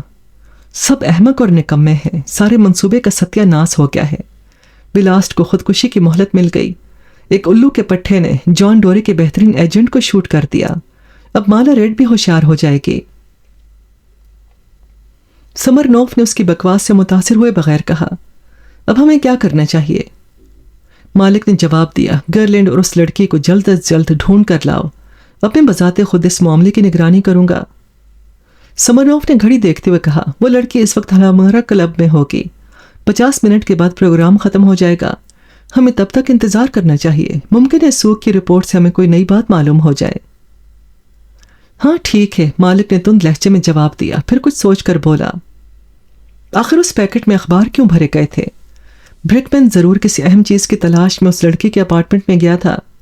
शायद उस लड़की ने उसे धोखा देने के लिए ये बेकार अखबार पैकेट में भरे हों। या मुमकिन है इनमें ही कोई खुफिया पैगाम हो, तुम इन्हें चेक करो। इतने में सूख बेहद घबराए वो अंदर दाखिल हुआ। वो मैंने 3 आदमी गर्लैंड के पीछे लगाए थे, मगर वो उन्हें चक्कर देकर निकल गया। मालिक ने पूरी कुव्वत से मेज पर मुक्का मारा और गरजा, कॉमरेड सूख, ये इंतहाई दर्जे की लापरवाही है, बेहद संगीन मामला है। गर्लैंड को किसी कीमत पर पराग से फरार नहीं होने देना चाहिए। ये तुम्हारी जाती जिम्मेदारी है, समझे? हर कीमत पर गर्लैंड को मेरे सामने होना चाहिए। फिर वो समरनोफ से मुखातिब हुआ, माला रेड को फौरन गिरफ्तार कर लो। वो वर्थिंगटन के बारे में हमें कुछ न कुछ जरूर बता सकेगी, फिर उसे भी गिरफ्तार करना है। माला के अपार्टमेंट की तलाशी भी ली जाए। यह अहकामात देकर वो कमरे से बाहर निकल गया। उसका दस्ते रास्त समरनोफ उसके साथ साथ था।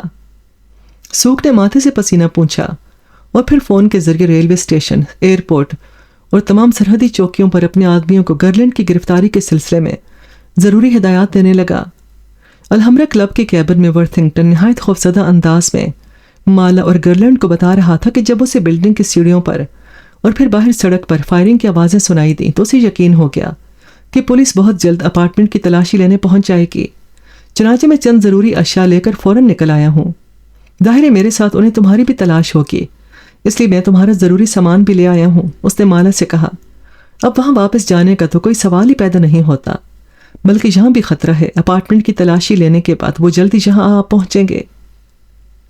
गर्लैंड उस डरपोक शख्स को देखकर सोच रहा था कि क्या CIA के लिए इस किस्म के लोग भी काम करते हैं। उसने पूछा, रकम कहाँ है? वर्थिंगटन ने चौंक कर माला की तरफ देखा। माला ने कहा, हाँ, मैं इसे $30,000 के बारे में बता चुकी हूं। वर्थिंगटन को उस पर सख्त गुस्सा आया। वो तो उस रकम को अपना माल समझे हुए था। बहरहाल उसने बता दिया कि रकम उस सूटकेस में है। गर्लैंड ने कहा, तो फिर हमें जल्द अज जल्द यहां से निकल जाना चाहिए। माला, यहां से हम किस संप में फरार हो सकते हैं? माला ने जॉन ब्राउन के फार्म के बारे में बताकर कहा, लेकिन कार के बगैर 30 किलोमीटर दूर पहुंचते पहुंचते तो बड़ी देर हो जाएगी। उठो, हम क्लब के अकबी दरवाजे से निकलेंगे, गर्लैंड ने कुछ सोचकर कहा। पार्किंग लॉट में गर्लैंड की उम्मीद के मुताबिक सयाहों की कारें खड़ी थीं। उसने चंद कारों को चेक किया। खुशकिस्मती से एक कार में चाबी मौजूद थी। गर्लैंड जल्दी से उसमें बैठ गया। कार स्टार्ट होते ही माला और वर्थिंगटन भी बैठ गए और गर्लैंड ने कार चला दी। बड़ी सड़क पर पहुंचते ही उन्हें 2 पुलिस कारें अलहमरा क्लब वाली सड़क पर मुड़ती दिखाई दी। गर्लैंड ने कहा, शुक्र करो हम निकल आए हैं। वर्थिंगटन ने कहा, लेकिन हमारे बचने की कोई उम्मीद नहीं। वो कार तलाश करते करते गर्लैंड ने उसकी बात काट दी। क्लब का प्रोग्राम खत्म होने में 80 मिनट बाकी हैं। कार की चोरी का पता उस वक्त तक नहीं चलेगा। फिर कार के मालिक की रिपोर्ट और पुलिस की कार्रवाई शुरू होते होते भी 1 आध घंटा लग जाएगा। उसने माला से जॉन ब्राउन का पता पूछा और उस समत में कार ड्राइव करने लगा। दफतन उसने वर्थिंगटन से कहा, अच्छा तो तुम भी जॉन डोरे से भर पाए थे। तुम्हारा कोई कसूर नहीं है, मैं खुद कई माह पहले उससे तंग आ चुका था। वर्थिंगटन ने कहा, हाँ वो भी बहुत घटिया आदमी है, लेकिन आखिरी फैसला मैंने उस वक्त किया जब मुझे मालिक के यहाँ आने का इल्म हुआ। मालिक? गर्लैंड चौंका। रूस का एजेंट मालिक? वो यहाँ है? हाँ, यहाँ की खुफिया पुलिस की तंजीमें नो करने और से मेरी तलाश भी है। गर्लैंड की घबराहट माला रेड से छुपी न रह सकी। गर्लैंड ने उसकी हैरत देखकर मुस्कुराकर कहा, मैं और मालिक पुराने दोस्त हैं, सांप और नेवले की तरह। گرلینڈ جانتا تھا کہ مالک کی موجودگی میں خطرات زیادہ ہیں۔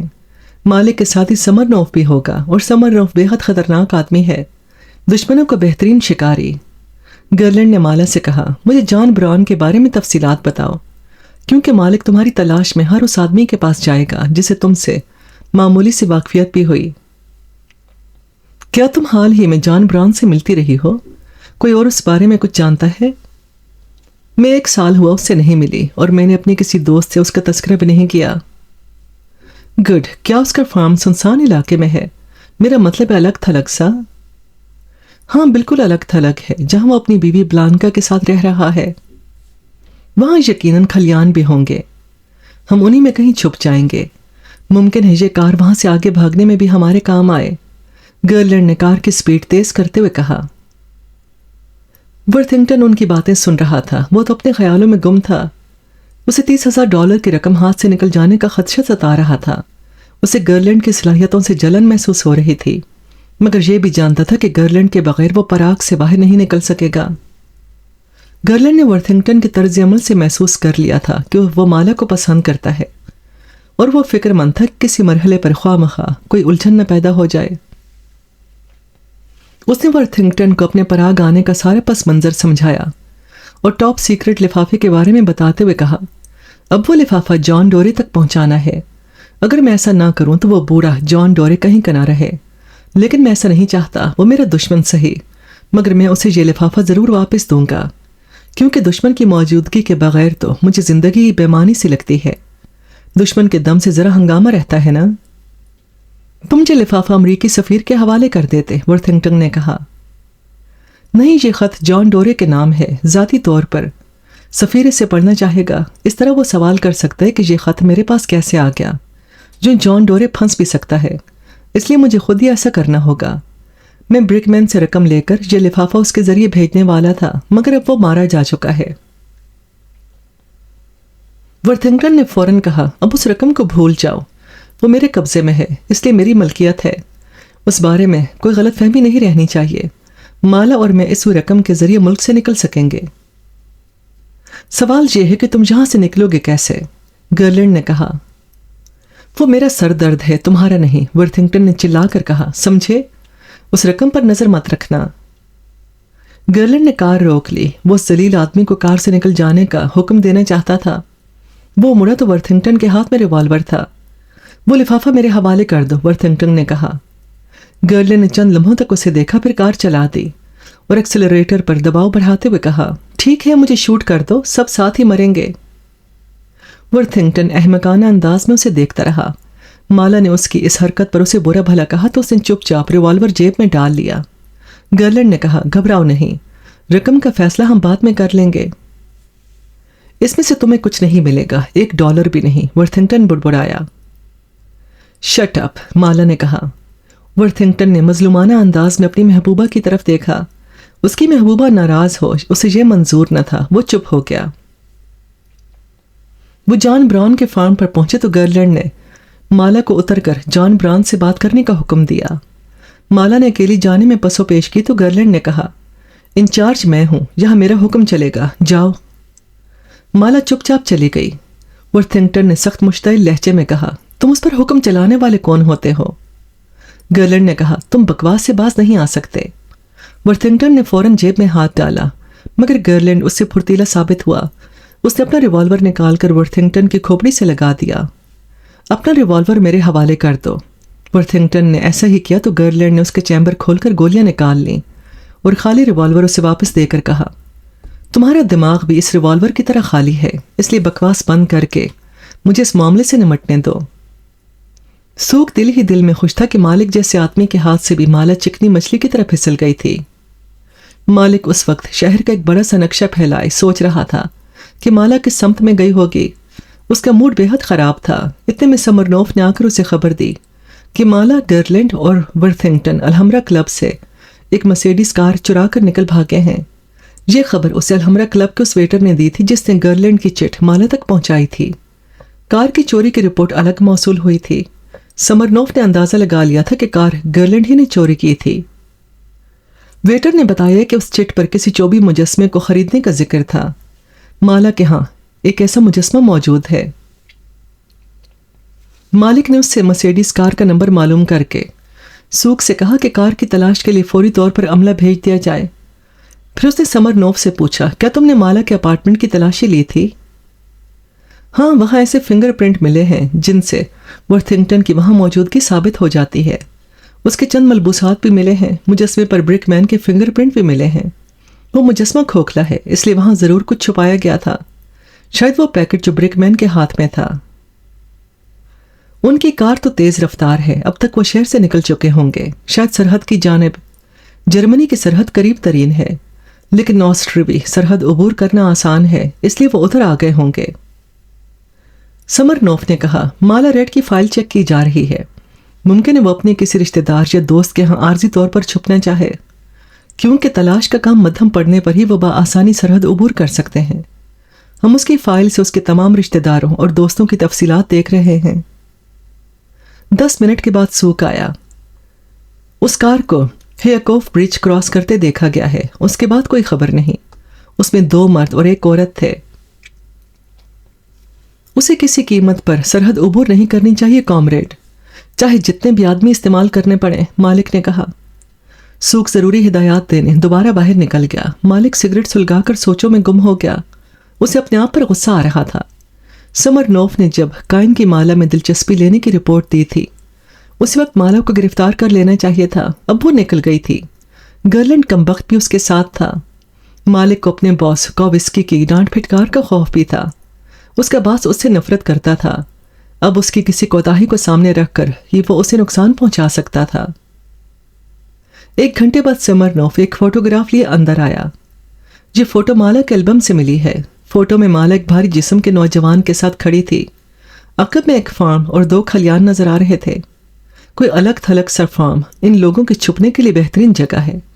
इनकलाब के दौरान माला का बाप और एक किसान जिसका नाम ब्रान था, बागी करार देकर सजाए मौत के हकदार करार दे दिए गए थे।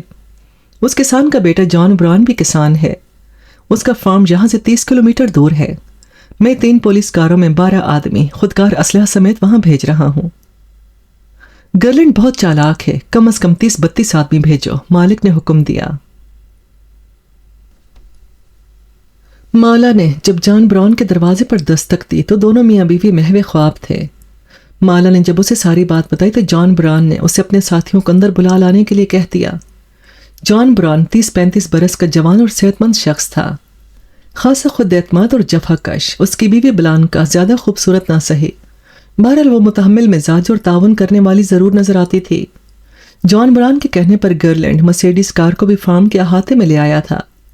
गर्लैंड ने उससे बताया कि रूस का होशियार तरीन एजेंट मालिक उनके ताकुब में है, इसलिए वो किसी कीमत पर भी सरहद पार पहुंचना चाहते हैं। जॉन ब्राउन ने सब कुछ सुनने के बाद कहा, रकम नहीं, सिर्फ खुशकिस्मती ही तुम्हें सरहद पार पहुंचा सकती है। जाली पासपोर्ट के जरिए डॉज देना तो मुमकिन ही नहीं है। ऑस्ट्रियाई सरहद पर निगरानी इतनी कड़ी नहीं, मगर तुम्हारे फरार के बाद यकीनन उन सबको चौकस कर दिया गया होगा। अगर वो चाहें तो बॉर्डर पुलिस को फौरी तौर पर तलब करके सारी सरहद की निगरानी करवा सकते हैं। बहरहाल एक जगह से तुम सरहद पार कर सकते हो, जहां से 130 किलोमीटर दूर है। पैदल चलना होगा। 4 दिन में हम वहां पहुंच सकते हैं। कार इस्तेमाल नहीं हो सकती। सड़कों की निगरानी हो रही होगी। कार इस्तेमाल करना खतरनाक होगा। सड़क से बहुत दूर रहकर पैदल चलना होगा। गर्लैंड का दिमाग तेजी से काम कर रहा था। पैदल रास्ता उनके लिए जाना पहचाना नहीं था। उसने कहा, तुम मियाँ बीवी भी हमारे साथ ही क्यों नहीं चलते? तुम्हारा खर्च हम बर्दाश्त करेंगे। जॉन ब्राउन ने इनकार किया तो गर्लैंड ने उसे पराग में अपने तारीख मुस्तकबिल का एहसास दिलाने के बाद कहा, बाहर निकलकर तुम इज्जत की जिंदगी गुजार सकते हो। हमारे पास $30,000 हैं। हम 5 ये रकम बराबर तकसीम कर लेंगे। तुम दोनों के हिस्से में $12,000 आएंगे। तुम ऑस्ट्रिया, जर्मनी, फ्रांस कहीं भी जाकर शानदार जिंदगी का आगाज कर सकते हो। जहां तुम्हारे लिए क्या रखा है? वर्थिंगटन ने अपने सूटकेस को मजबूती से पकड़कर कहा, ये रकम सिर्फ मेरी और माला की है। तुम इसे तकसीम करने का कोई हक नहीं रखते। गर्लैंड ने उसे घूर कर देखा। माला ने वर्थिंगटन को समझाया और उसे सूटकेस लेकर गर्लैंड को दे दिया। वर्थिंगटन ना चाहते हुए भी अपनी महबूबा के फैसले पर सर तस्लीम खम करके रह गया। जॉन ब्राउन ने $12,000 की पेशकश पर अपनी बीवी को दूसरे कमरे में ले जाकर मशवरा किया। اس اسنا میں گرلینڈ ورتھنگٹن کو سمجھاتا رہا کہ جان بران کے بغیر وہ لوگ وہاں سے نکل نہیں سکیں گے، نہ انہیں راستے معلوم ہیں نہ وہاں کی زبان۔ اس پر بھی ورتھنگٹن جلی کٹی گفتگو کرتا رہا تو گرلینڈ نے سوٹ کیس کھول کر $6000 اسے دیتے ہوئے کہا، یہ رہی تمہاری رقم، میری بلا سے تم پراگ جاؤ یا کہیں اور، مجھے کیا؟ ورتھنگٹن نے قہر آلود نظروں سے اسے دیکھتے ہوئے کہا، تم جانتے ہو میں ایسا نہیں کر سکتا۔ تمہاری مرضی، لیکن اگر ہمارے ساتھ چلنا ہے تو اب اپنی چونچ بند رکھنا۔ ورتھنگٹن شانے اچکا کر رہ گیا۔ گرلینڈ نے جان براؤن کے انتظار میں ادھر ادھر دیکھا تو اسے ایک میز پر ایک فریم شدہ فوٹو دکھائی دی۔ اس کے اعصاب تن گئے۔ وہ مالا اور جان براؤن کی فوٹو تھی، وہی جس میں فارم اور کھلیان نظر آ رہے تھے۔ مالا، کیا تمہارے پاس بھی یہ فوٹو تھی؟ مالا نے کہا، ہاں، میرے اپارٹمنٹ میں جو البم ہے اس میں لگی ہے۔ پھر وہ گرلینڈ کے خیالات کا اندازہ لگا کر کانپ گئی۔ گرلینڈ نے کہا، پھر تو ہم سخت خطرے میں ہیں۔ اتنے میں جان براؤن اور بلانکا واپس آئے۔ جان براؤن نے کہا، ہم نے تمہارے ساتھ چلنے کا فیصلہ کر لیا ہے۔ گرلینڈ نے بوجھل لہجے میں کہا، اب تمہارے لیے واحد راستہ بھی یہی ہے۔ مالا کے ہاں بھی یہ فوٹو موجود ہے، اس کے ذریعے وہ لوگ ہماری جائے پناہ کا اندازہ لگا کر 1.5-2 گھنٹے میں یہاں پہنچ جائیں گے۔ اگر ہمیں زندگی بچانی ہے تو فوری طور پر چل پڑنا چاہیے۔ یہ لو اپنا حصہ۔ اس نے 12,000 گن کر جان براؤن کے حوالے کر دیے۔ جان نے رقم ہپ پاکٹ میں ڈالی اور بلانکا سے کہا کہ وہ مالا کے لیے مناسب لباس کا انتظام کرے۔ سب لوگ جلدی جلدی تیاریاں کرنے لگے۔ 10 منٹ کے بعد جان براؤن 3 بڑے بڑے تھیلوں میں ضروری اشیاء بھر لایا۔ جس قدر خوراک موجود تھی میں نے رکھ لی ہے۔ کچھ بند ڈبوں والی خوراک بھی ہے، موم بتیاں، صابن، ماچسیں اور چند کمبل بھی ہیں۔ سامان زیادہ ہے لیکن اس طویل سفر میں یہ ضروری ہے۔ مالا اور بلانکا واپس آئیں۔ مالا نے بھی بلانکا کی طرح پرانی جینز اور سویٹر پہنا تھا اور پاؤں میں کینوس شوز۔ وہ اس لباس میں بھی قیامت لگ رہی تھی۔ ہم کس طرف چلیں گے؟ گرلینڈ نے پوچھا۔ جہاں سے کوئی 10 کلومیٹر دور پہاڑیوں میں میری ایک ہٹ ہے، پہلے ہم وہاں جائیں گے۔ وہاں پہنچ کر ہم نقشوں کی مدد سے آگے بڑھنے کا راستہ متعین کریں گے۔ ان 2 بڑے لفافوں میں پسی ہوئی سیاہ مرچیں ہیں جو میں مدتوں سے کسی ایسے ہی موقع کے لیے جمع کر رہا تھا۔ ہم ایک ایک کی قطار میں جائیں گے۔ آخر میں گرلینڈ ہوگا جو یہ سیاہ مرچیں راستے میں گراتا آئے گا۔ اس کے تیز بو میں ہماری بو گم ہو جائے گی اور پولیس کے کتے ہمارا سراغ نہیں پا سکیں گے۔ 5 منٹ کے بعد وہ نوکیلی گھاس میں اپنے سفر پر روانہ ہو گئے۔ گرلینڈ ایک لفافے میں سوراخ کر کے سیاہ مرچیں گراتا جا رہا تھا۔ جلد ہی وہ لوگ فارم کے ہموار زمین سے ہٹ کر ایک گھنے جنگل والے پہاڑ پر چڑھ رہے تھے۔ جان براؤن ان راستوں کا عادی ہونے کی وجہ سے تیز تیز اوپر چڑھ رہا تھا۔ بلانکا بھی آسانی چڑھ رہی تھی۔ گرلینڈ کو بار بار مالا کی مدد کرنی پڑ رہی تھی۔ ورتھنگٹن چپ چاپ جان براؤن کے پیچھے چل رہا تھا۔ اسے ابھی تک گرلینڈ پر سخت غصہ تھا کہ اس نے ان حقیر کسانوں کو اتنی زیادہ رقم کیوں دے ڈالی تھی۔ ان کے لیے تو $2-3 بھی کافی تھے۔ تھوڑی دیر بعد وہ لوگ چٹانی حصے سے نکل کر ایک تنگ سی پگڈنڈی پر پہنچ گئے۔ اب جان براؤن کی رفتار پہلے سے بھی تیز تھی۔ 10 منٹ بعد مالا کی ٹانگوں میں جان نہ رہی، سبھی رک گئے۔ گرلینڈ نے اس بلندی سے پیچھے فارم کی طرف مڑ کر دیکھا تو چونک اٹھا۔ جان براؤن کے فارم کی طرف جانے والا راستہ چاندنی میں چمک رہا تھا اور اس پر کئی کاریں فارم کی جانب جاتی نظر آ رہی تھیں۔ 10 کاریں جو متحرک تھیں۔ گرلینڈ نے کہا، خطرہ، وہ لوگ فارم کی طرف جا رہے ہیں۔ اٹھو مالا، ہمیں جلدی کرنی چاہیے۔ مالا اس کی آواز میں اجلت محسوس کر کے اٹھ پڑی۔ وہ سب ہانپتے گرتے پڑتے اوپر چلتے گئے۔ اب وہ ایک مسطح جگہ پر پہنچ گئے جہاں سے دور نیچے فارم کا منظر واضح طور پر دیکھا جا سکتا تھا۔ فارم کی سبھی بتیاں جل رہی تھیں اور چیونٹیوں جیسے ہیولے ادھر ادھر سرگرم دکھائی دے رہے تھے۔ اگلا راستہ اب ذرا سخت ہے، جان براؤن نے کہا۔ اب وہ گھنی جھاڑیوں میں راستہ بنا کر آگے بڑھ رہا تھا۔ تقریباً آدھے گھنٹے تک وہ اس مشکل راستے پر خاصی دقت سے چڑھتے رہنے کے بعد لکڑی کی بنی ہوئی ایک ہٹ میں پہنچ گئے جو ایک مسطح حصے پر تھی۔ اس کے آس پاس درختوں کے گھنے جھونڈ تھے، اس لیے نزدیک پہنچنے تک یہ ہٹ نظر ہی نہ آتی تھی۔ بلانکا نے ہٹ کے پاس پہنچ کر تھیلے میں سے ایک ٹارچ نکالی اور اس کے ذریعے راستہ روشن کر کے وہ سبز بوسیدہ اور نم آلود ہٹ میں داخل ہوئے۔ ہٹ کے وسط میں ایک میز اور چند سٹول پڑے تھے اور دیوار پر چند تختے سونے کے لیے نصب تھے۔ مالا نے بمشکل اپنے آپ کو گھسیٹ کر ایک تختے پر گرا دیا۔ ورتھنگٹن اپنا سوٹ کیس لیے دروازے میں کھڑا رہا۔ وہ سخت برہم اور ہر ایک سے بدگمان نظر آ رہا تھا۔ گرلینڈ نے تھیلے کھول کر سامان نکالا اور سب کو کمبل دیے۔ जॉन ब्राउन एक कोने में वाक़ आतिशदान में आग जलाने लगा। ब्लांका ने थैलों में से ढूंढकर कॉफ़ी का डिब्बा निकाला। 10 मिनट बाद वो सब टेबल के गिर्द स्टूलों पर बैठे स्ट्रॉन्ग कॉफ़ी पीकर आसाब को तस्दीक देने की कोशिश कर रहे थे। हट के अंदर मोमबत्तियों के अलावा आतिशदान में सुलगती हुई आग की सुर्ख रोशनी भी फैली हुई थी। गर्लैंड ने सिगरेटों का पैकेट निकाला और माला और वर्थिंगटन ने भी सिगरेट सुलगा लिए। जॉन ब्राउन ने जेब से नक्शा निकालकर मेज पर फैला लिया और उंगली से निशानदही करते हुए बोला, ये रहा हमारा रास्ता। अगर हम कार में सड़क के जरिए जा सकते तो चंद घंटों में तय हो सकता था, मगर इन हालात में हमें पैदल जाना होगा। उसने चेकोस्लोवाकिया और ऑस्ट्रिया सरहद तक उंगली फेरी। अगर हम खुशकिस्मत हुए तो इस जगह से हम सरहद पार जाने में कामयाब हो जाएंगे, लेकिन पहले मैं तुमको इस जगह पर किए गए हिफाजती इकदामात की तफसील बताता हूँ। जहाँ इस मकाम पर वॉच टावर्स हैं, उन पर खड़े पहरेदारों के पास एक एक machine gun, single rocket, search lights और रेडियो टेलीफोन भी है।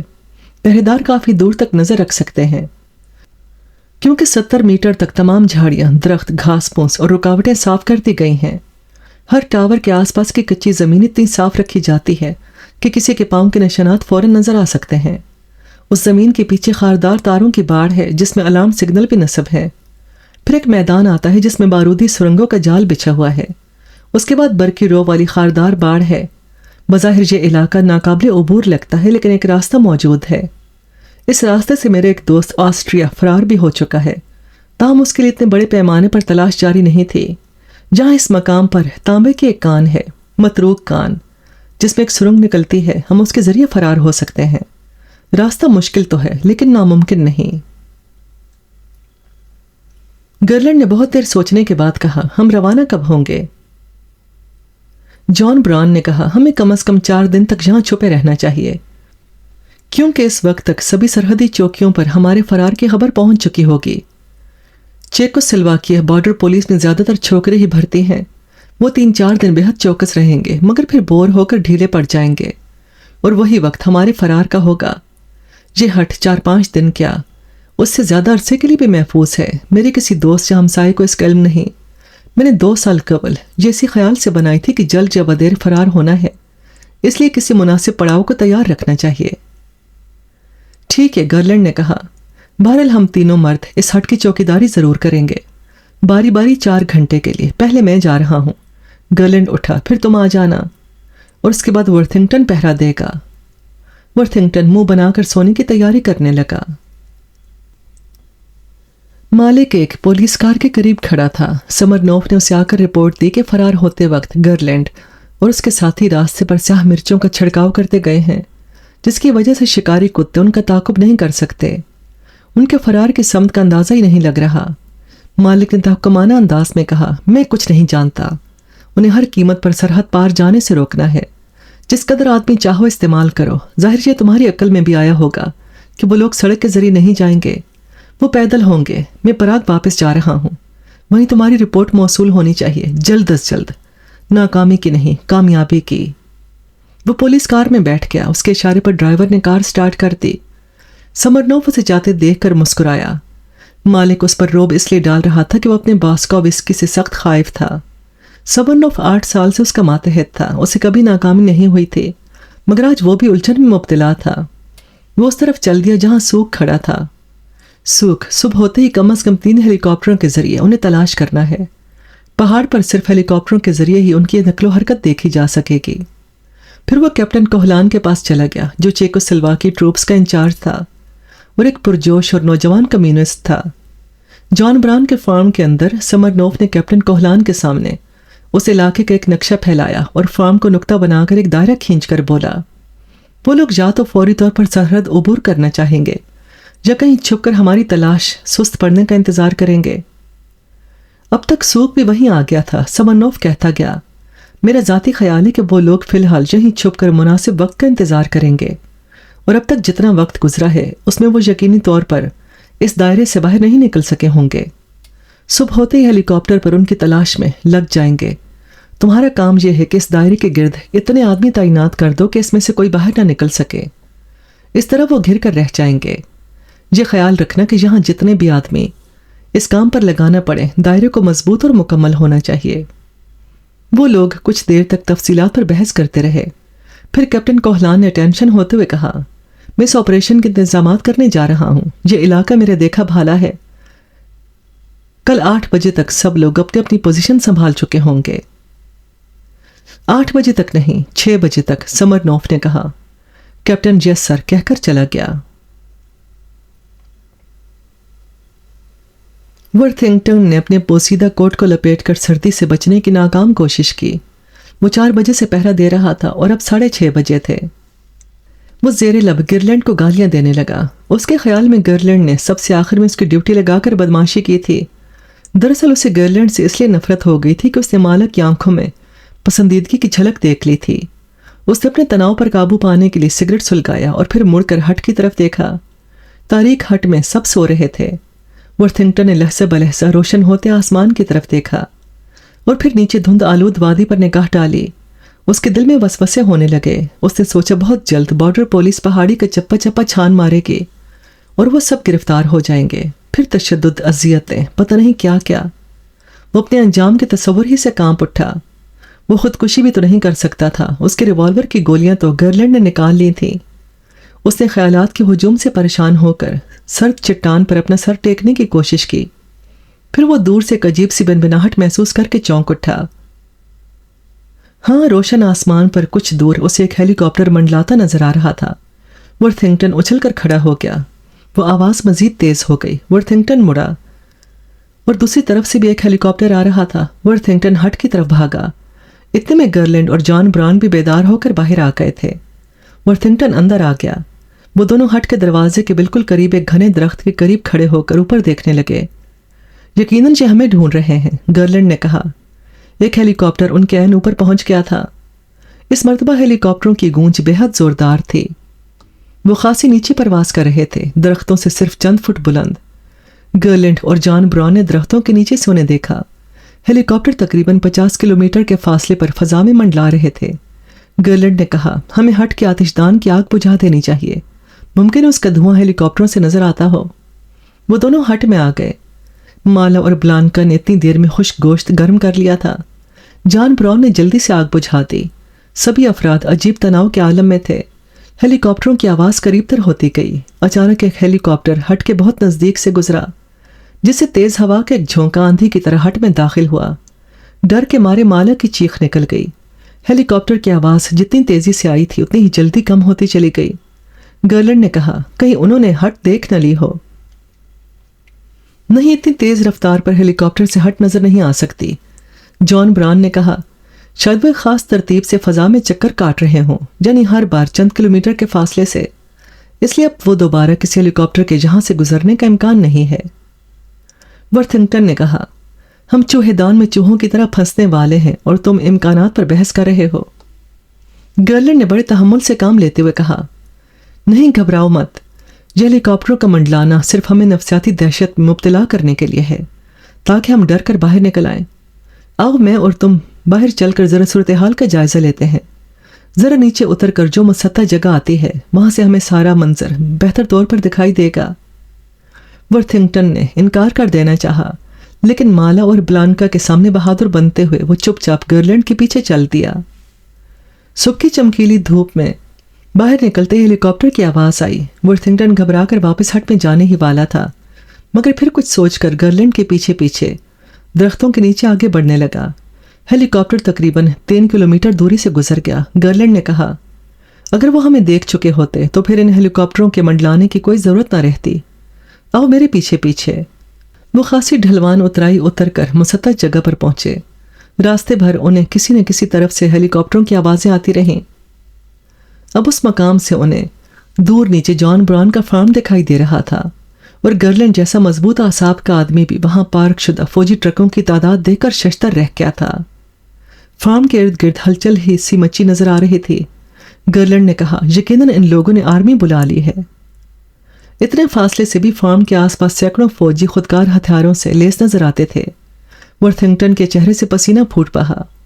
میں نے پہلے ہی کہا تھا کہ وہ ہٹ ہمارے لیے چوہدان ثابت ہوگی. ہمیں وہاں سے جلد از جلد نکل جانا چاہیے. لسٹر سے یہاں پہ ہم اس سنسنی خیز ناول کے پہلے حصے کا اختتام کرتے ہیں. دوسرے اور آخری حصے کے لیے اسٹے ٹیونڈ. ابھی کے لیے مجھے اجازت دیجیے. اللہ حافظ.